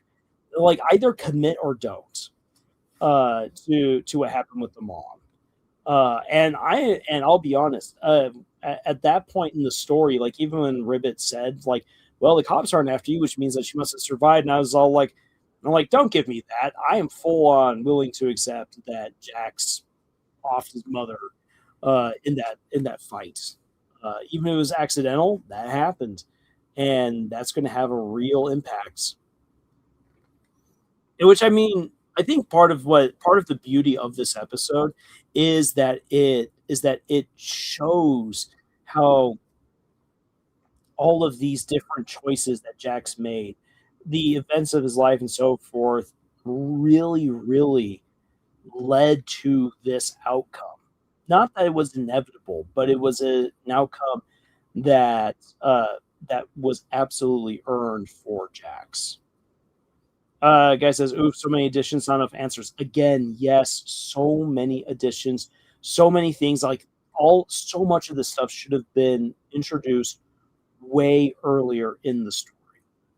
Like even if it's in like the last quarter of the show, it should have been introduced in earlier episodes, not something that you introduce in the finale with hardly any time to process or resolve it. And then he says, "Frankly, I'm glad Gooseworks didn't just have Jax automatically unabstract just because he's one of the fan favorites. For the sake of everyone, especially Miss Gangle, he needs to rest and just be away." I says, "I don't think Jax killed his mother. He has social media. He got a job. It's very challenging to get a job with a record." Yes, and that's the thing is that it is very much implied that she's not actually dead. But it's one of those things where it's like it would have been nice to get that confirmation. It would also be nice to know that Jax found a healthy way to move on. I think one of the difficult things, at least for me as a family guy, with this is how the only character who has really any sort of healthy relationship that with family is Kinger. Which I mean, for Kinger is great. Like knowing that he continues to be a happily married man with kids in the real world is just beautiful. And Kinger can now be everyone's dad in the circus. Like that's all great. Love it for Kinger. Um, but uh, in my experience, again with people that I've known, that that reconciling with family, even if some of those people in your family you never want to meet with again, if you can reconcile with them, it ends up leading to a far healthier, more positive outlook on life. So that's been what I've been able to see, excuse me, through other people's life experiences. Honestly, I'm going to take a drink here.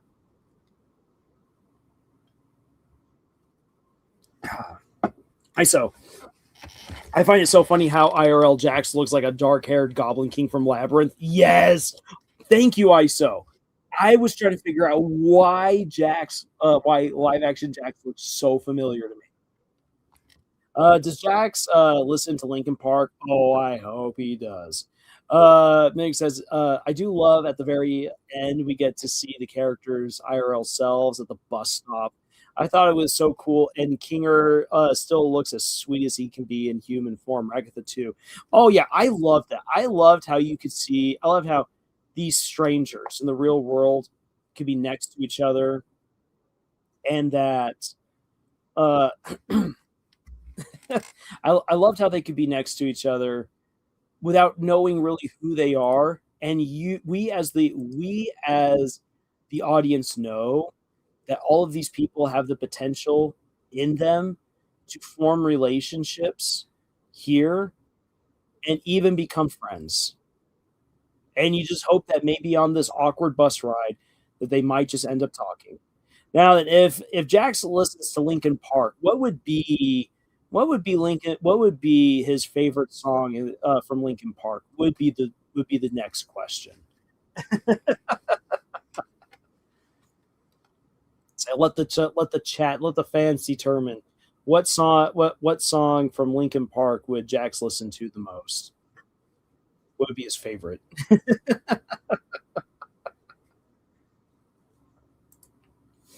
Yeah, Ragatha is the ultimate horse girl and the queen of all horse girls. Period. She's the epitome of sweet, wholesome horse girl. She just wanted to protect and be friends with forever. Ragatha, the way that her real life self is portrayed reminds me actually of one of my distant cousins.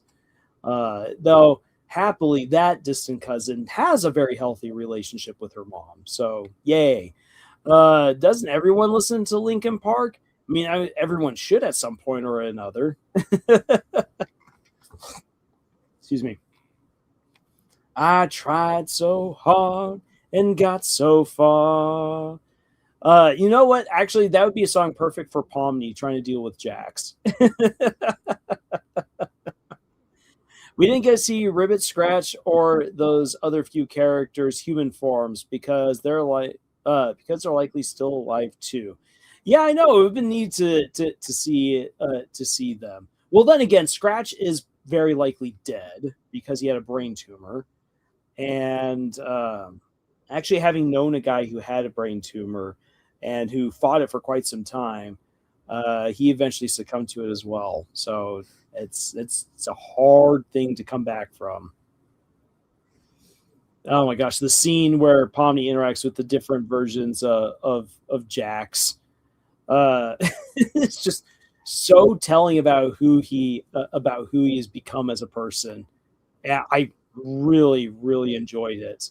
It also reminds me of one of the things I've done with one of my own characters. If any of you ever read my Legend of the Ten Lords series, there's one character who's kind of got something like this going on, but with a much different twist to it. And it's one that I've personally enjoyed really writing because you're like, wait a second. Once you start catching on to what's going on, you're like, ooh, ooh, that's interesting. That provides all kinds of potential for something really cool or really bad to happen. Excuse me. Thank goodness your cousin has a healthy relationship with her mom. I'm grateful that my relationship with my own mom has been mended and we're doing great these days. Hey, that's really great to hear, Mivik. Yeah, again, I just knowing what I know from other people's experiences, it's always best to try to work things out with your family, even if you can't necessarily go back to the way things once were or to the way you'd want things to be. Being able to reconcile with people, especially people close like family, is really good. There are those instances, there are those horror stories, but those horror stories I have found are usually the exception rather than the rule. But yeah, that's one of the things that I really do like about the finale for the Amazing Digital Circus. It does leave us outside of the narrative questions and the character questions. It does leave us with a lot of introspective questions about ourselves, our interactions with other people, what other people are going through, how we ourselves deal with our own crises and so forth. There's a lot that this there's a lot that the Amazing Digital Circus is meant to provoke in a good way. And I'm really glad for that because to be honest, a lot of us will try to write at some point a story that we hope will be like emotionally provocative, get people to think, to become introspective, but it's far harder to do than you think. It's kind of a lot like when I said in my video about Hellfire that there's a lot like just as a lot of Christian authors are all like, "Hey, I'm going to put a sermon into my story. It's going to be amazing," and then it turns out not to be.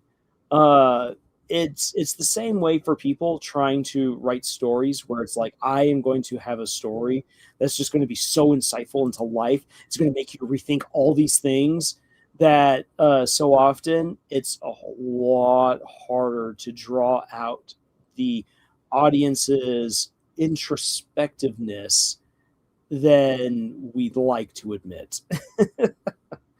And you don't want to force it, because if you force it, it absolutely will fall apart. Anyways, but Tian says there are fans who want to explore more with the story, while there are those who want a complete conclusion. And you will always have people like that. The general are the second option. I feel like an open-ended ending for the Amazing Digital Circus, especially with the fact that these are not the original people, but rather scans that have been given life within the circus, scans of their brains, the brain files. I am actually far more okay with an open-ended ending, with that being the case. If it had been the real people and they finally escape, it should have been a complete conclusion because they've escaped. They now have the chance to move on with their lives. Unless you wanted to embrace the bittersweet horror atmosphere, which was what we talked about, that the horror genre, the horror atmosphere was sacrificed for the narrative. And that's up for debate of whether or not that was a good idea. So I would argue that the open-endedness of the finale is perfect, but that because there were so many important questions left dangling that were actually rather pertinent to the characters and to the lore and the world building that should have been resolved, that makes it very hard for most people to swallow an open-ended ending. And I think that's why the general consensus amongst many fans would be that they just wanted a complete conclusion. Mimic. Also, I want Mrs. Ribbit to be my husband. She's a lady, but I still want her to be my sweet, loving tomboy frog husband. I feel like the most beautiful girl in the world when I'm with her. I'm a guy, by the way. Hey, Mimic, that's that. Who doesn't want to have a beautiful tomboy frog in their lives? I mean, seriously, especially after this episode. Guy says the background visuals made me realize that there is a parallel between Jax and Pomni looking into the mirror. It's a nice touch. Yes, absolutely. I had to think there for a moment. Yeah, they both looked into the mirrors, and how Pomni's kind of come to terms with how she looks, and Jax very clearly is not okay with the reflection that he sees. Tian says, is there a healthy balance?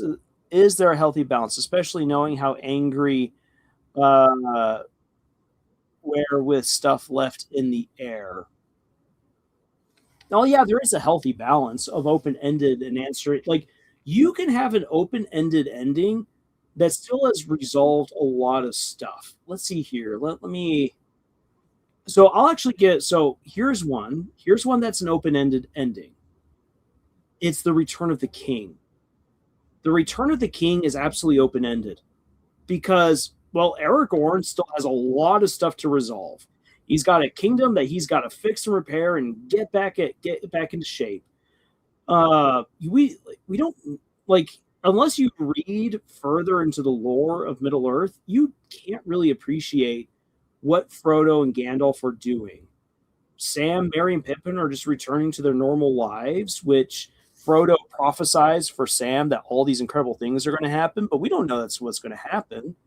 And we know that Middle Earth continues to change, that the Ents and the elves and the dwarves will slowly fade away until it's just the world of men. It's bittersweet. It's open-ended because we don't know how that's going to transpire. But at the same time, despite it being so open-ended, we know that the ring has been destroyed. The power of all the other rings are diminishing, so the great magic of Middle Earth is now fading away. That has been resolved. That's been answered. Aragorn has become king of Gondor. He has married. He's married the love of his life, Arwen. Hallelujah. Frodo and his buddies have saved the Shire. Saruman gets defeated by Wormtongue, and Wormtongue gets killed by the Hobbit hunters, and so that's been resolved. And Faramir and Eowyn get married. because those two absolutely deserve happiness. So there's a lot that gets resolved for a lot of these characters. All of these character arcs are completed, questions are answered, threads are resolved, but it's still very open ended when you think about it.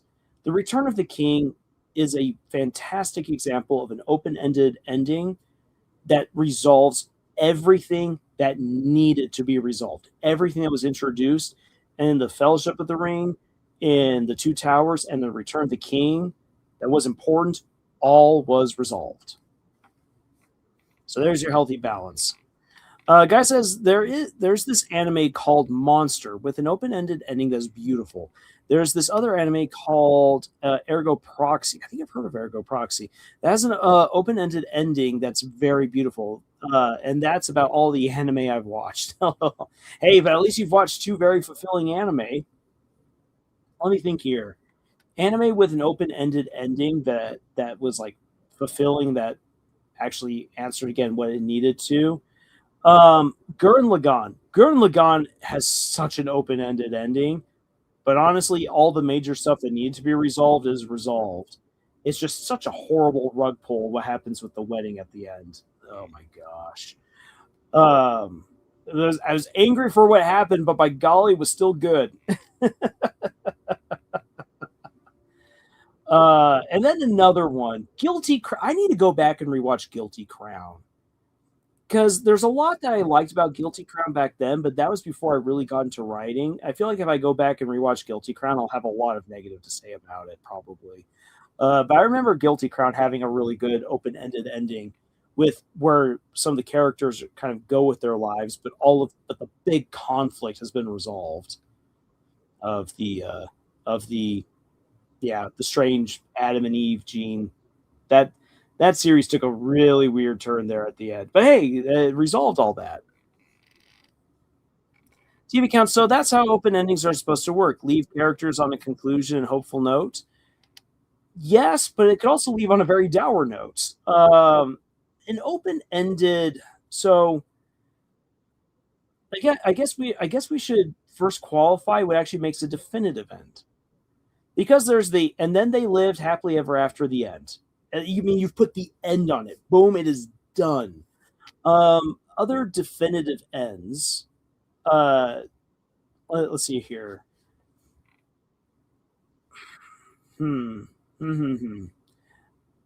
It's actually kind of interesting because you'll find out that there's a whole lot more stories that actually have more open-ended endings than you might realize. Another good definitive end is the Princess Bride.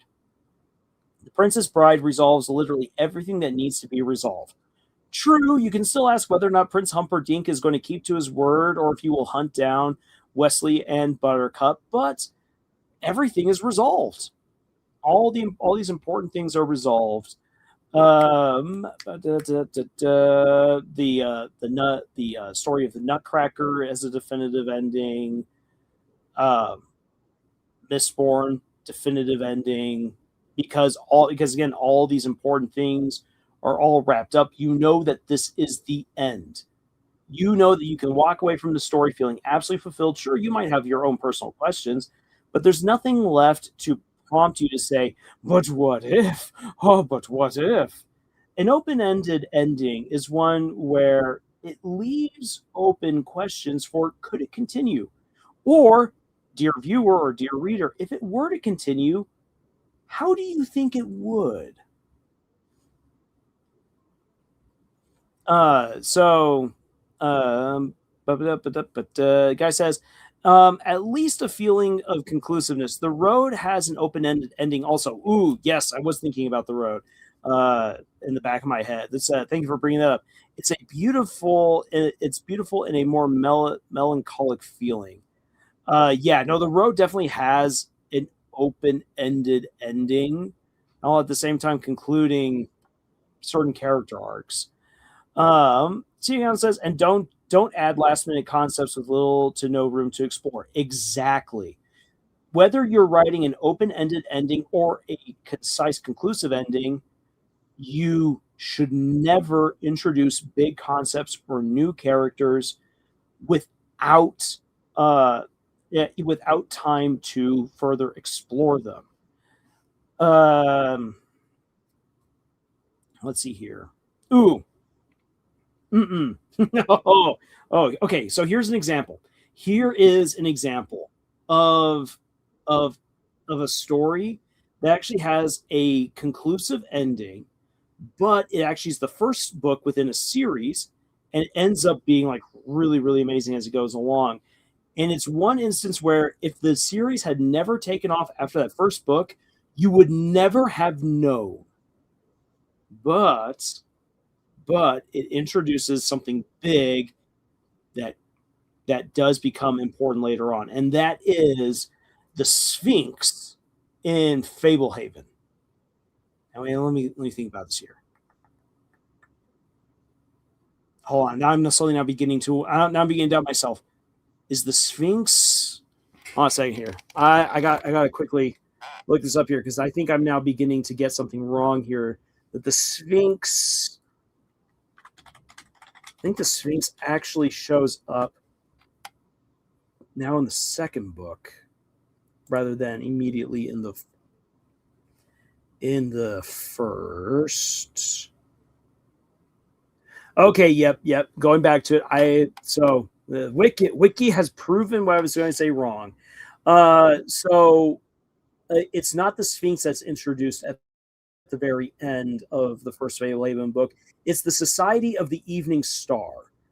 When one of the villains is like, "I am a member of the Society of the Evening Star," and you're like, "That means absolutely nothing to me." Now it's time for you to get buried with a demon, you old hag. Such a great ending. This old evil hag gets buried for all eternity with a demon by an army of fairies. But so something is introduced, and you're like, oh, okay, well, that old lady was weird. She got was coming to her. It's this little thing that Brandon Mole put in. That here's the thing is that it's a name drop by the villain that's never given any greater significance beyond that. So you as the reader are just like, well, that's interesting. I wonder what that could be. But isn't it amazing that the old hag got beaten by a bunch of fairies? Booyah! And so because it's just one time mentioned, no greater significance is brought to it. If there never had been sequels to Fablehaven, who cares? Who cares? It was just this neat little tidbit that was dropped. However, because then the rest of the series does happen because the first book did so well, we then get what the Society of the Evening Star is in the second book. So that is one instance where an author basically got away with introducing a big concept. But the thing is this is that you as the reader have no idea that it's big until you read everything else. Because if you only ever read the first Fablehaven book, the one time that the Society of the Evening Star is mentioned, who cares? Because it means absolutely nothing within the greater part of the first book. But as the rest of the series progresses, it does. There are authors who do that. Authors who don't think, this is something, this used to be, I'm not sure if this is still the big advice that's handed down from publishers to new authors, but it used to be in the early 2000s, early 2010s, that authors were told, do not write as if you're going to get a second book. Don't think you're going to get a trilogy. Don't think you're going to get a series. You only get one book. So if you want it to be a series, you've got to add in a little thing here and there in your first story that could be spun out into something else in other books. But your first book must be definitive. Now then, that I almost never see that advice put into practice anymore amongst new authors. So I'm not sure how relevant or how useful that advice is anymore, but that used to be major advice given to writers. Guy says, I love The Road. I love all of McCarthy's writing, actually. Meg says, I also think that the flashback scene with Scratch was meant to be a flashback that then aligns with current events.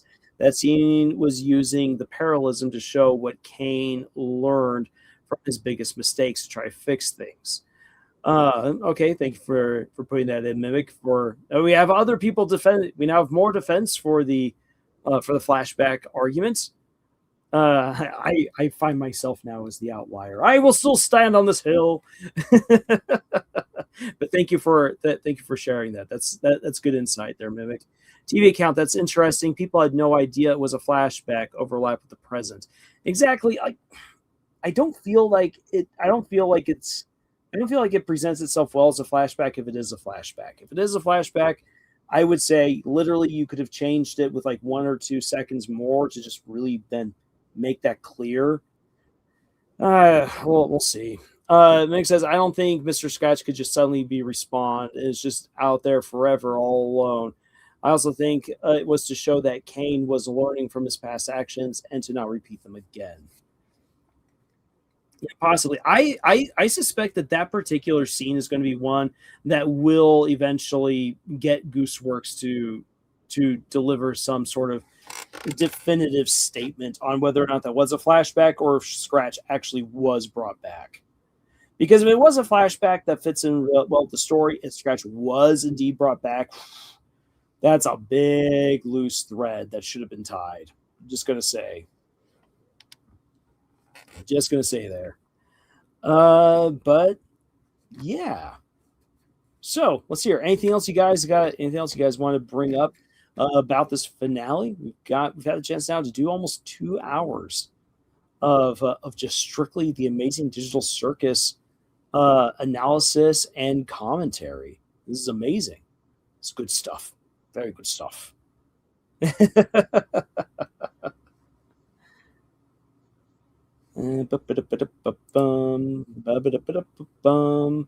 really think of anything else that really immediately comes to my mind. Omega, do you have a Discord invite? I do. Omega, if you wish to join our Discord, you have to reach out in the comments for any one of our videos or anything, any of our videos or any of our posts. Let us know that you want to get the invite. We will do a brief interview with you in the comments. Go quickly, then you get the invite. The reason why we do the interview process, just in case anyone's like, why do I got to do this if I wanted to be on the Discord, is because it really seriously helps with preventing trolls from getting onto our Discord. We've in the past had 2 different times where people got on solely for the purpose of trying to troll and just wreak havoc. It's been a while since the last happened. One of the ways that we've been able to keep that from repeating is that we do the interview process.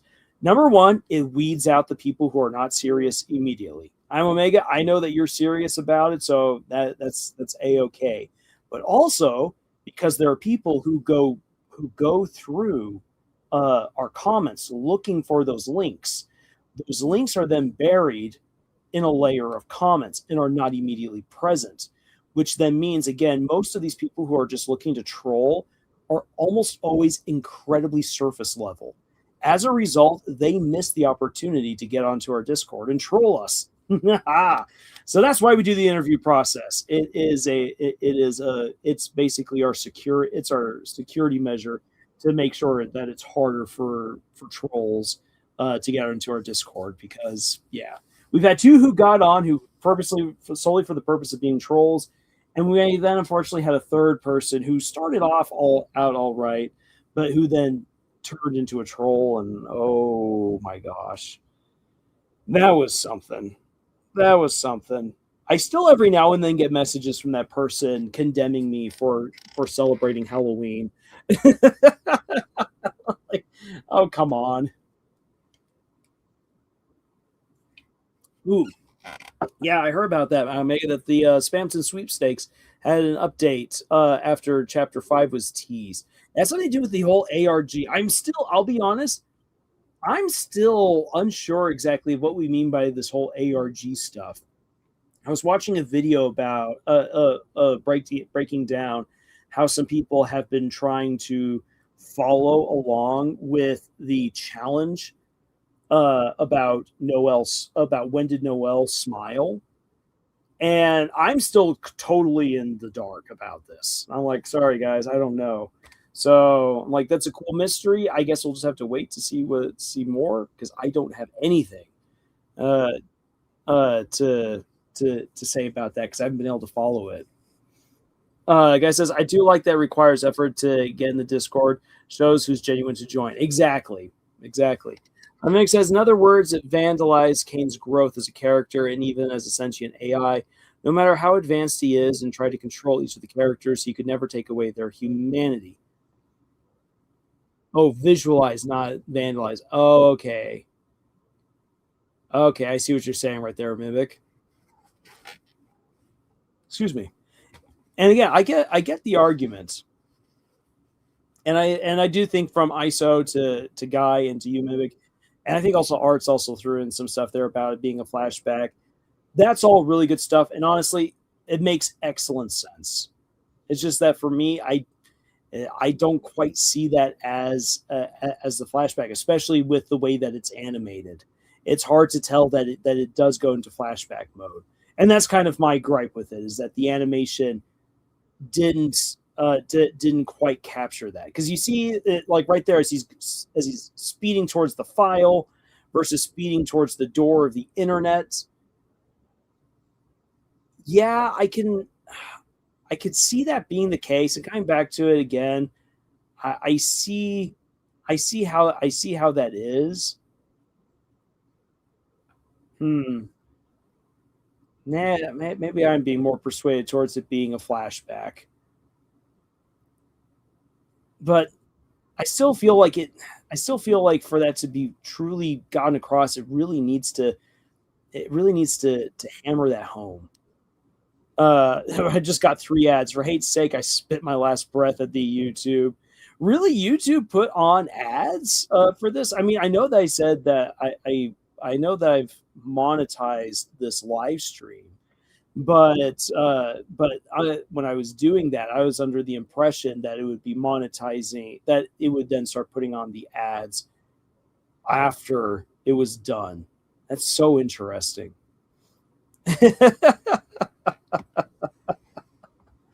Oh boy, yes, YouTube. Freaking making everything. Dark Reflection just got here. What I missed? Well, Dark Reflection, you've missed out on a whole lot of conversation about open-ended endings, existential crises, sacrificing the genre horror and atmosphere for a complete narrative ending, conclusive endings versus open-ended endings, the major loose threads throughout the story, trans jacks, romance, possibly the potential for Gummy Goo to come back. That Jax absolutely fumbled the ball when it came to Ribbit, and just about everyone here on the chat would absolutely love to pick up that Ribbit ball.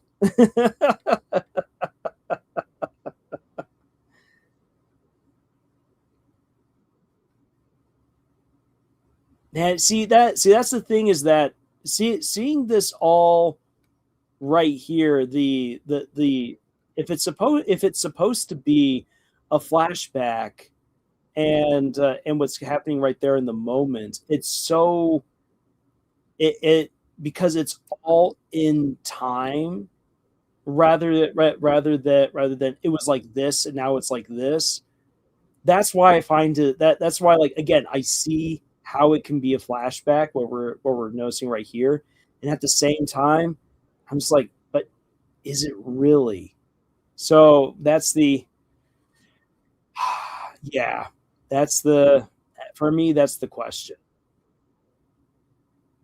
That's the question, and it would be simpler for me to just say, yeah, it's just a flashback, what we got right there. But at the same time, given how much else Gooseworks just left on the table, left unresolved, it would not surprise me one bit if that wasn't actually a flashback.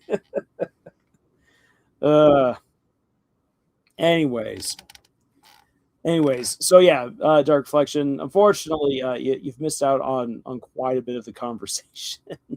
I do apologize, but thank you still for joining us. But in any case, yeah, I feel like for now I've kind of exhausted all of my immediate thoughts on the finale, on Remember. I definitely will be doing a more concise video addressing not so much the events of the story, but again, rather the way that it was written, looking at the strengths and the weaknesses purely in the writing technique and the writing style. So I'll be doing a video about that as soon as I can.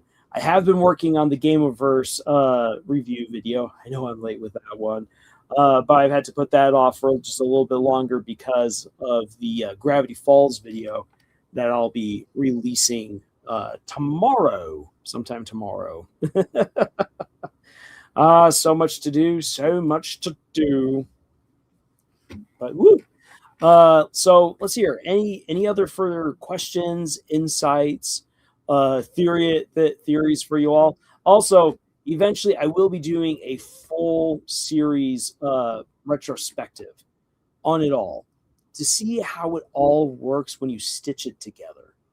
Because it's so easy to take one episode and tear it apart, or take one episode and set it on a high pedestal and say, isn't this amazing? Or say, oh, look at this absolute garbage. A story should always be taken as a whole. Because this happens with every story. There's always elements that we're all like, this doesn't work. Or I really, really like this and everything else sucks. It's so easy to get stuck in that mentality. But when we take the story as a whole and not just get lost, we don't lose the forest for the trees. We can then better see what exactly a creator was trying to do and the story that they were trying to tell. So I'll be doing that just like as we did with Murder Drones after Murder Drones fully concluded. Excuse me. Let's see here. And he says, but honestly, with all that being said about that flashback scene, etc., it brings to my next point that we probably should have gotten more lore in regards to the circus itself and Kane was programmed. And Mythic, I agree with you there. We definitely needed to get a greater explanation for Kane having consumed the other AI and what exactly their relationship was. Because he's like, hey, buddy, and which would infer that there's an actual real relationship there. There's history there. And it would have been really, really neat to see that developed further. So like I absolutely agree with you there. Again, if it were me talking with Gooseworks, I would say you needed 2 more episodes. 1 episode to earlier focus on the issues with Jax and already introduce Ribbit and Kaufmo, then like give us some really good stuff to dig into there, but then hit us with the heavy stuff in the finale as we're resolving the whole Jax abstracting bits. The whole thing with Kane's story probably should have been the penultimate one, which I know kind of devalues episode 8 a little bit, because episode 8 was absolutely epic with how it set up the fall of the circus and everything. I mean, that would honestly be something that would require a lot of talking between me and Gooseworks to find a happy medium for 2 different visions to make it work properly. Guy says, overall, I give the series 8 out of 10. The buildup was good, but the conclusion, while serviceable, was not perfect. And Guy, I agree with you there.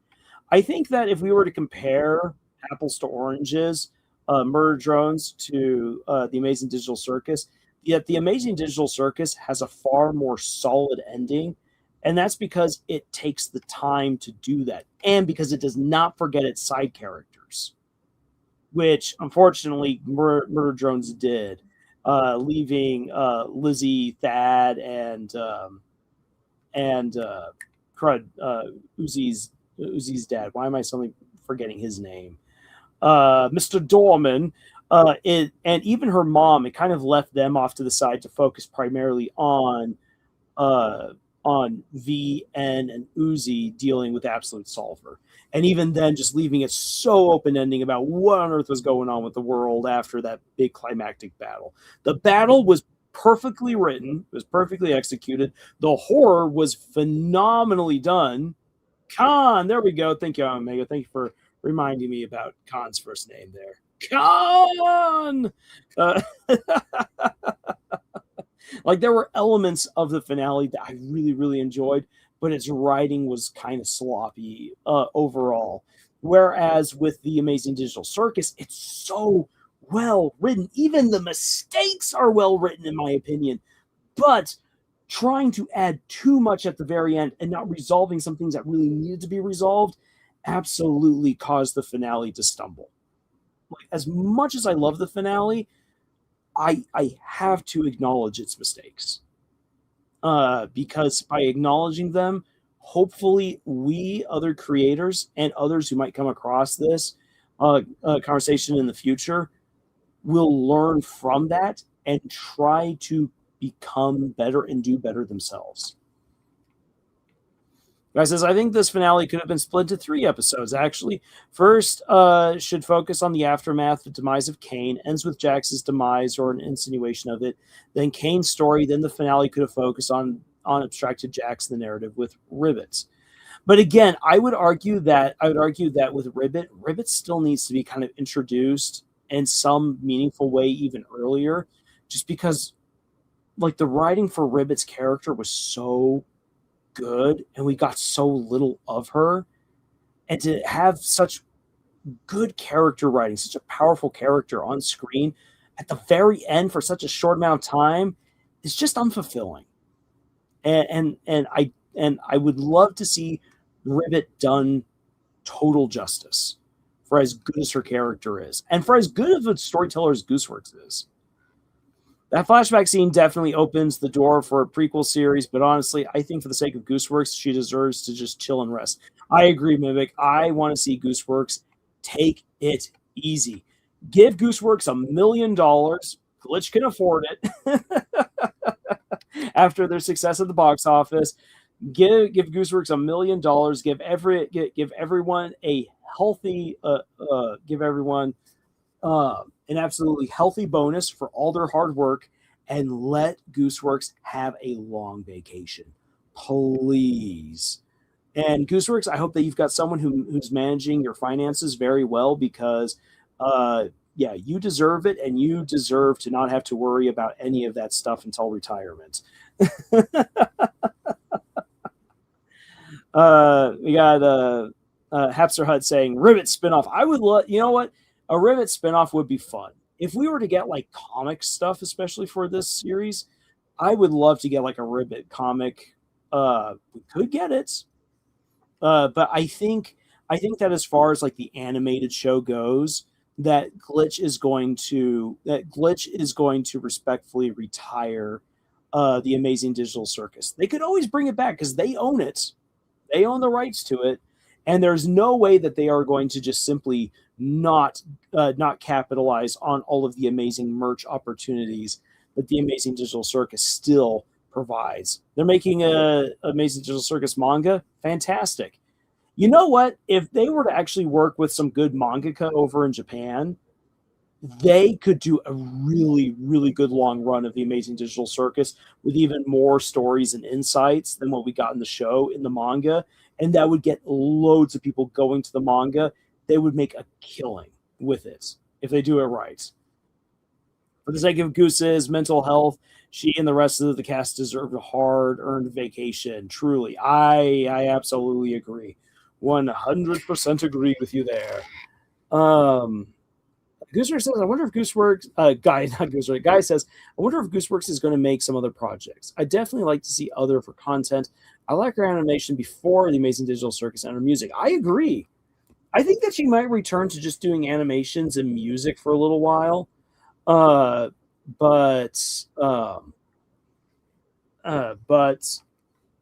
yeah, I would like to see what other stories she could tell. I would love to see how she improves as a storyteller after the show. sorry, Hapset Shut says, I mean, if Goose approved, yeah. Well, here's the thing: Gooseworks has signed over the show to Glitch. Glitch owns it. Glitch can do whatever they want with it. But one of the things that I've seen from Glitch, which is very heartening, is that they are respectful enough to their creators, to the creators of their shows, their showrunners, that they have not unduly done anything with any of their properties that that that would have been bad for their showrunners. So like with Murder Drones, they did the music video, which was great. They've got the comic, they've had other merch, but they have not gone off and done like their own new spin-off or their new sequel show. If they do anything more with the real narrative of Murder Drones, they'll do it alongside Liam Vickers. I think it's going to be very much the same with the Amazing Digital Circus. But they won't do more with it without Gooseworks being absolutely at the helm of whatever that project is.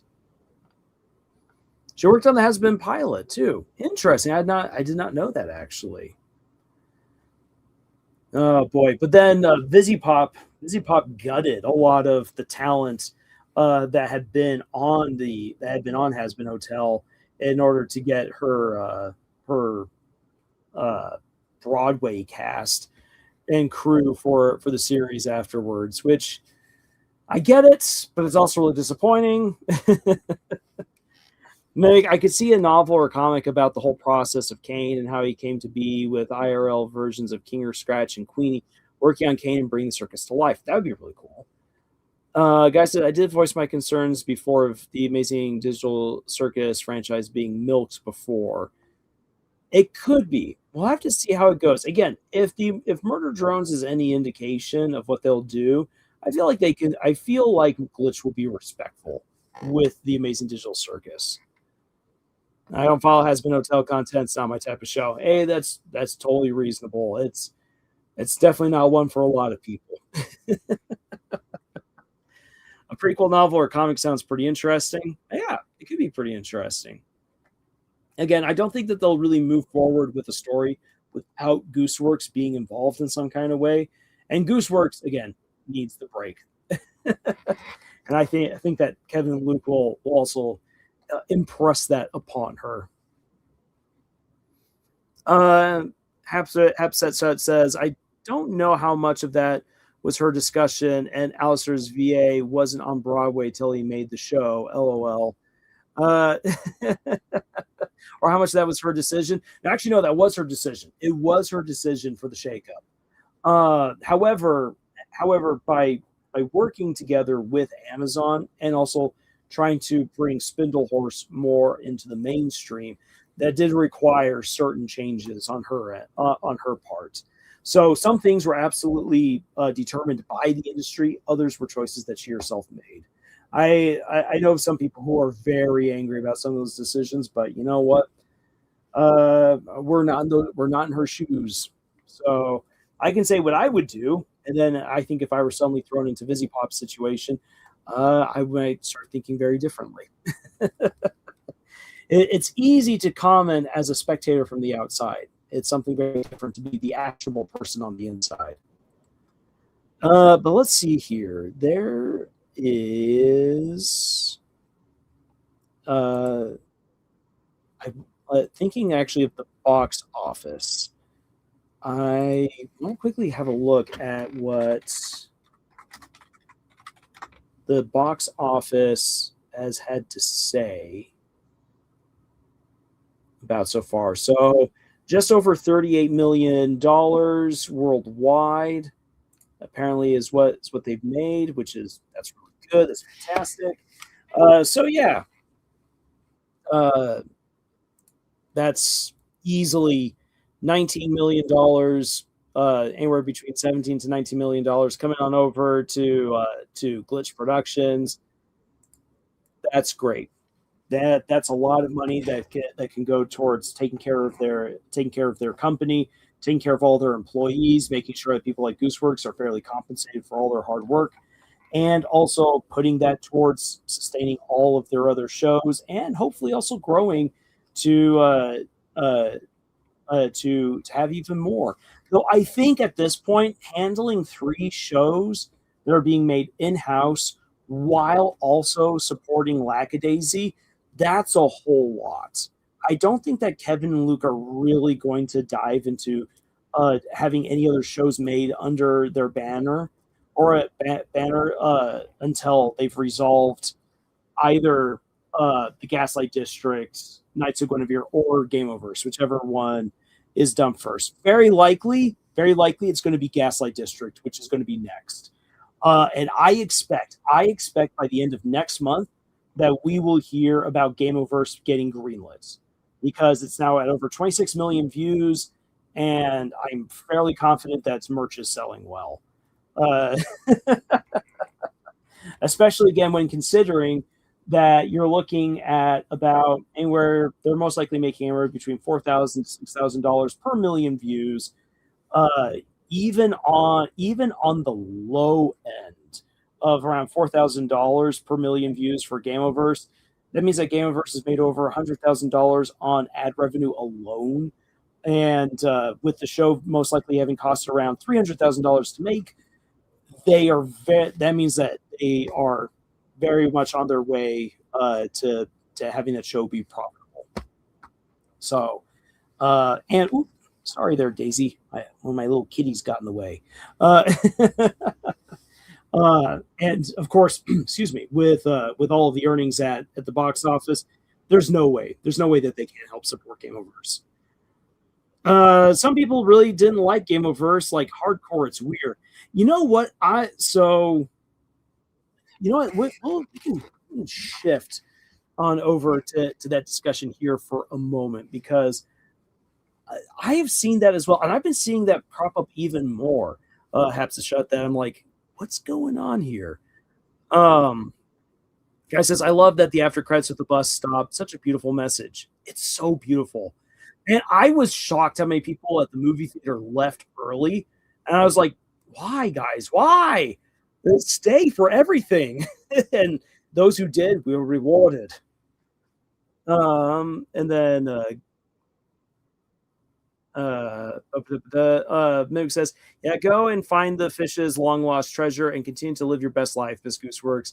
Go and seek your own fun. Digital Circus 2. Guy says they have an absurd amount of shows for an indie studio coming out. 3 shows. Holy damn. Yes, it's a lot. Guy says, Gameverse is all right. I'll watch the rest of it when it comes out. Not in a rush to do it though. And I get that. I think that I saw Anthony Gramalia have an interesting kind of one-sided conversation on one of his live streams about how the show had come out too late. That should have come out in 2019, and I want to eventually do a dedicated video on that, and not just for Gameoverse, but really for a lot of different stories, because there are a lot of stories that unfortunately don't do well because they either came too late or too soon. And I know, for instance, that my book Whitefire, whenever I get that done, unless dragons really come back into prominence in fantasy, that's an uphill climb for that book to do well. But that doesn't mean it's not worth making. And so there's a real conversation there about creator intent, creator aspirations, dream, and the art of making stories versus stories needing to be profitable. That's a difficult balance, and so much of that does come down to timing. Dang it! I waved back to Pomni at the theater. No shame there. Her name is Daisy. How appropriate? Yes, I do have a little cat named Daisy, and I have sung to her, Daisy Bell. Daisy, Daisy. Though I always say back to her, my sweet little didgeridoo. Which I know didgeridoo and a cat say what? It works. Trust me, it works.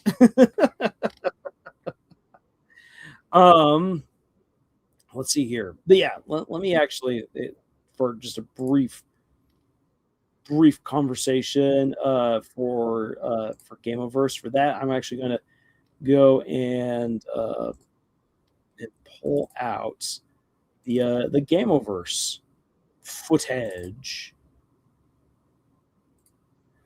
Okay, so for Gameoverse, I mean, there's the Chimtopia uh scandal, which is its own thing, and I've decided I'm not going to get involved in that dumb commentary, or I say in that dumb discussion, because that guy was an idiot for trying to for trying to make a name for himself by doing a really bad joke, taking on Rob Ross. Anyways, with Gameoverse. Gameoverse's animation style, for one thing, I know isn't everyone's particular cup of tea. There is the discussion of whether or not it came out too late. I think that in terms of trying to capitalize on nostalgia, it's definitely come out too late, because now there's an almost hatred of nostalgia. So there's that. Um, and of course, then there's also the riot. There's the riot that goes into it. But for excuse me, ooh, my voice is beginning to give out a little bit. So we'll wrap up things here pretty soon, I think, after this. Just taking another drink of water right there. But yeah, so anyway, so for Gameoverse, I think, to just be concise to some of my thoughts, there's no wrong time to tell a story that you really want to tell. I think that if you're going to, though, tell a story that is seasonally based, you have to make sure that you release it in proper time with that season. And I think that there are better times to release a story than others. But there's very few stories I've come across where I would say, man, why did you make this? You should have released this so early, so much sooner. For Gameoverse, what we know is that this is a project long in the making. In my review for the video, for the pilot, in the video that I've been working on, I bring up its different iterations and how long it's been. And uh, and actually, when you look at what Gameoverse once was, that amount of time that it's had to be worked on, in my opinion, actually paid off dividends to make it a far stronger story. Like, Rob Ross has a much better story in his hands now than he did 3 years ago, and definitely better than what he had like 15 years ago with Gameoverse. But but it all comes down to how well do you tell the story. And as we've discussed, there are some issues there. There are some concerns, and I will highlight those again when I am able to release that video. Guy says, I harmonize with my friends, the ones who's running the show in the theater. Oh, that's awesome. Meg says, when the Amazing Digital Circus first started in October 2023, I was 22 years old, same age as Jax. Now it's 2026. I'm currently 24 and about to turn 25 in a couple of months. Woohoo! Happy early birthday. I'll be the same age as Pomni. And yeah, in in 2023, in 2023, I had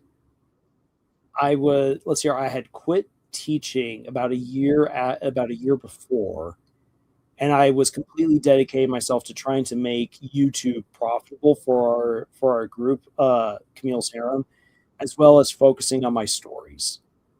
It was a great time, but it was unsustainable.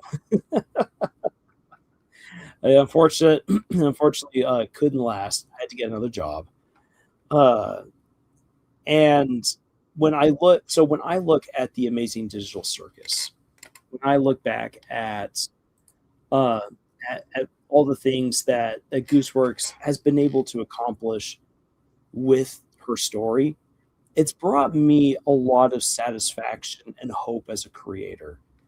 I know that I have a better chance of winning the jackpot uh, than I do having a similar repeat, having a similar experience of success as Gooseworks has with this show. But being able to see someone take something they're very passionate about and a personal story to a certain extent as well, and do it well and find her audience, it helps to remind me that success indeed is out there, that you can tell a great story and that will find its audience, and that you can find your own amazing success. And so, as a creator, I find a lot of hope in what I've seen of the Amazing Digital Circus.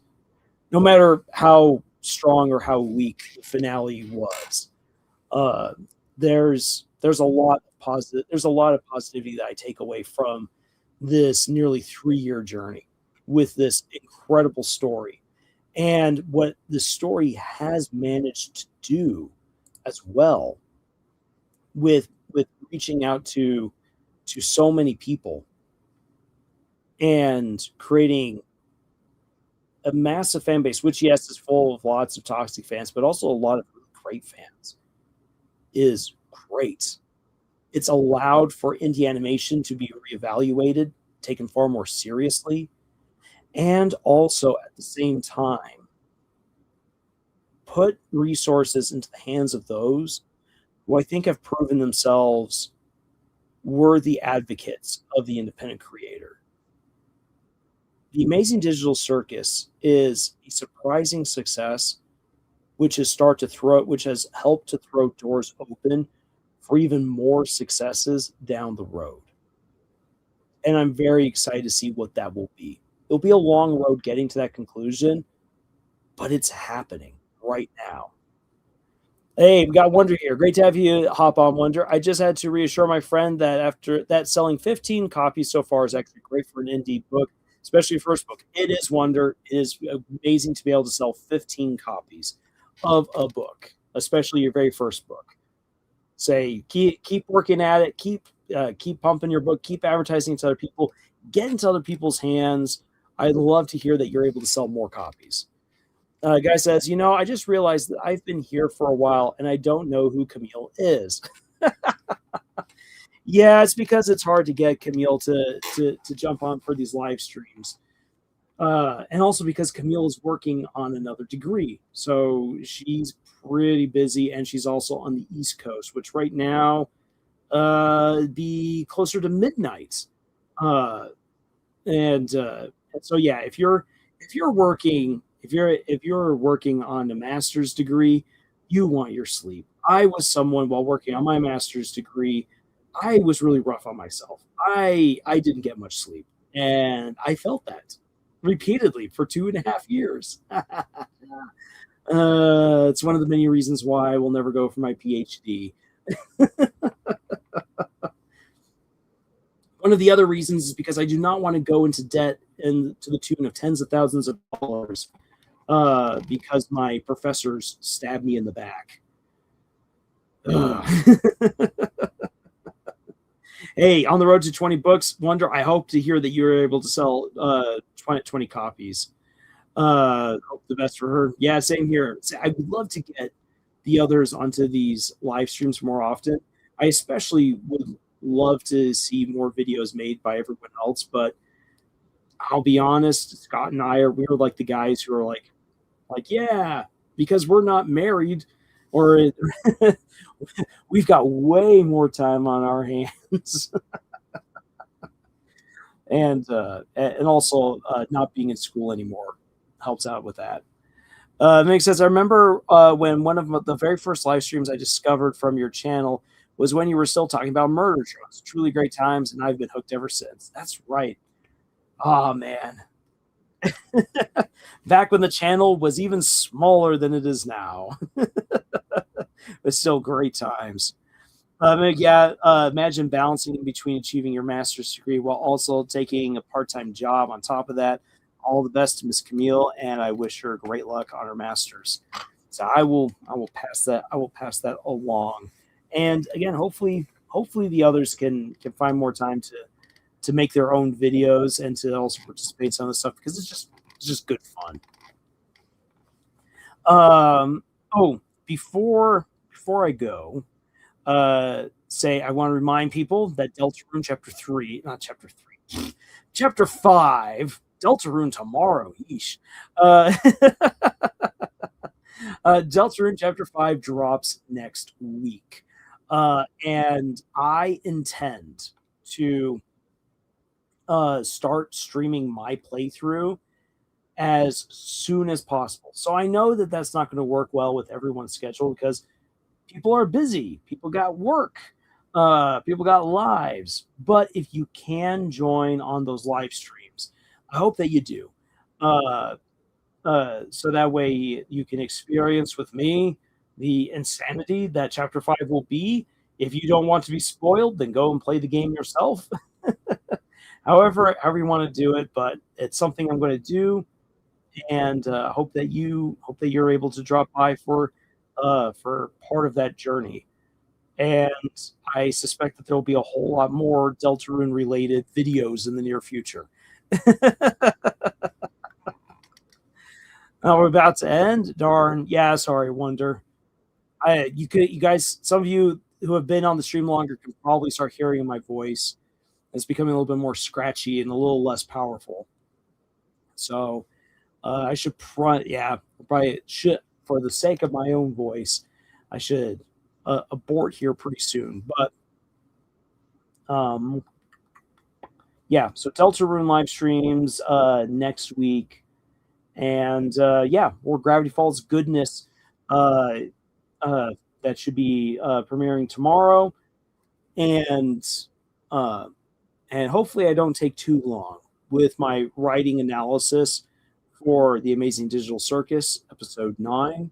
And at some point, hopefully in the much nearer future, I'll be doing a full retrospective of the series, and I hope that is a good, positive experience for everyone. Because again, the Amazing Digital Circus has just been a good show.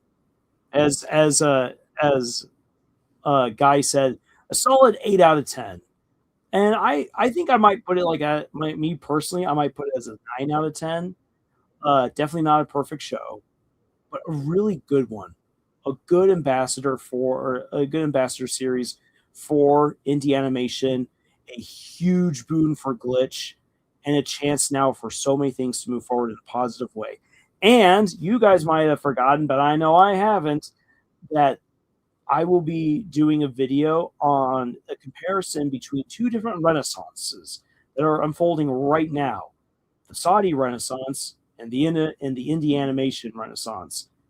Again, might seem kind of weird comparing those two things, but they are highly instructive on what is currently happening in the worlds of storytelling, in entertainment, and there is a lot to consider in terms of much bigger picture. Because it's so easy to just focus primarily on something like the Amazing Digital Circus. Because it's fun, because it's great. And the Amazing Digital Circus, for as great as it is only one piece in a much greater puzzle that's being put together right now. And while it's fun to admire one little piece or two little pieces, if we can zoom back and begin to see a much greater picture, I hope that it's something that will fill us with far more hope for the future, and especially for the future of storytelling, and that it's a future that all of us can play a part in. So that is where I will leave it off then for tonight. Mick says, and hopefully you won't have to face McDonald's early morning food rushes ever again. Lars, Amazing Digital Circus McDonald's episode plays in the background. Oh, yeah, I will never go back to working in fast food if I can avoid it. The imperfections of the show makes it a beautiful show that's worth watching. I'll do that. Thank you for putting that in there. And Wonder says it's almost 11 o'clock there, so have a good night, everyone, and really to everyone, thank you so much for being here for this live stream, for discussing the Amazing Digital Circus with me. Thank you for putting up with my insistence about the flashback, about my contrarian point of view on the flashback. You guys are great, And also, thank you for all of your insights. I really, really do appreciate them, as well as for all of your interactions. You guys make this worth it. So, with all that being said, everyone, I'll see you guys soon in another video. And until then, y'all, tschüss.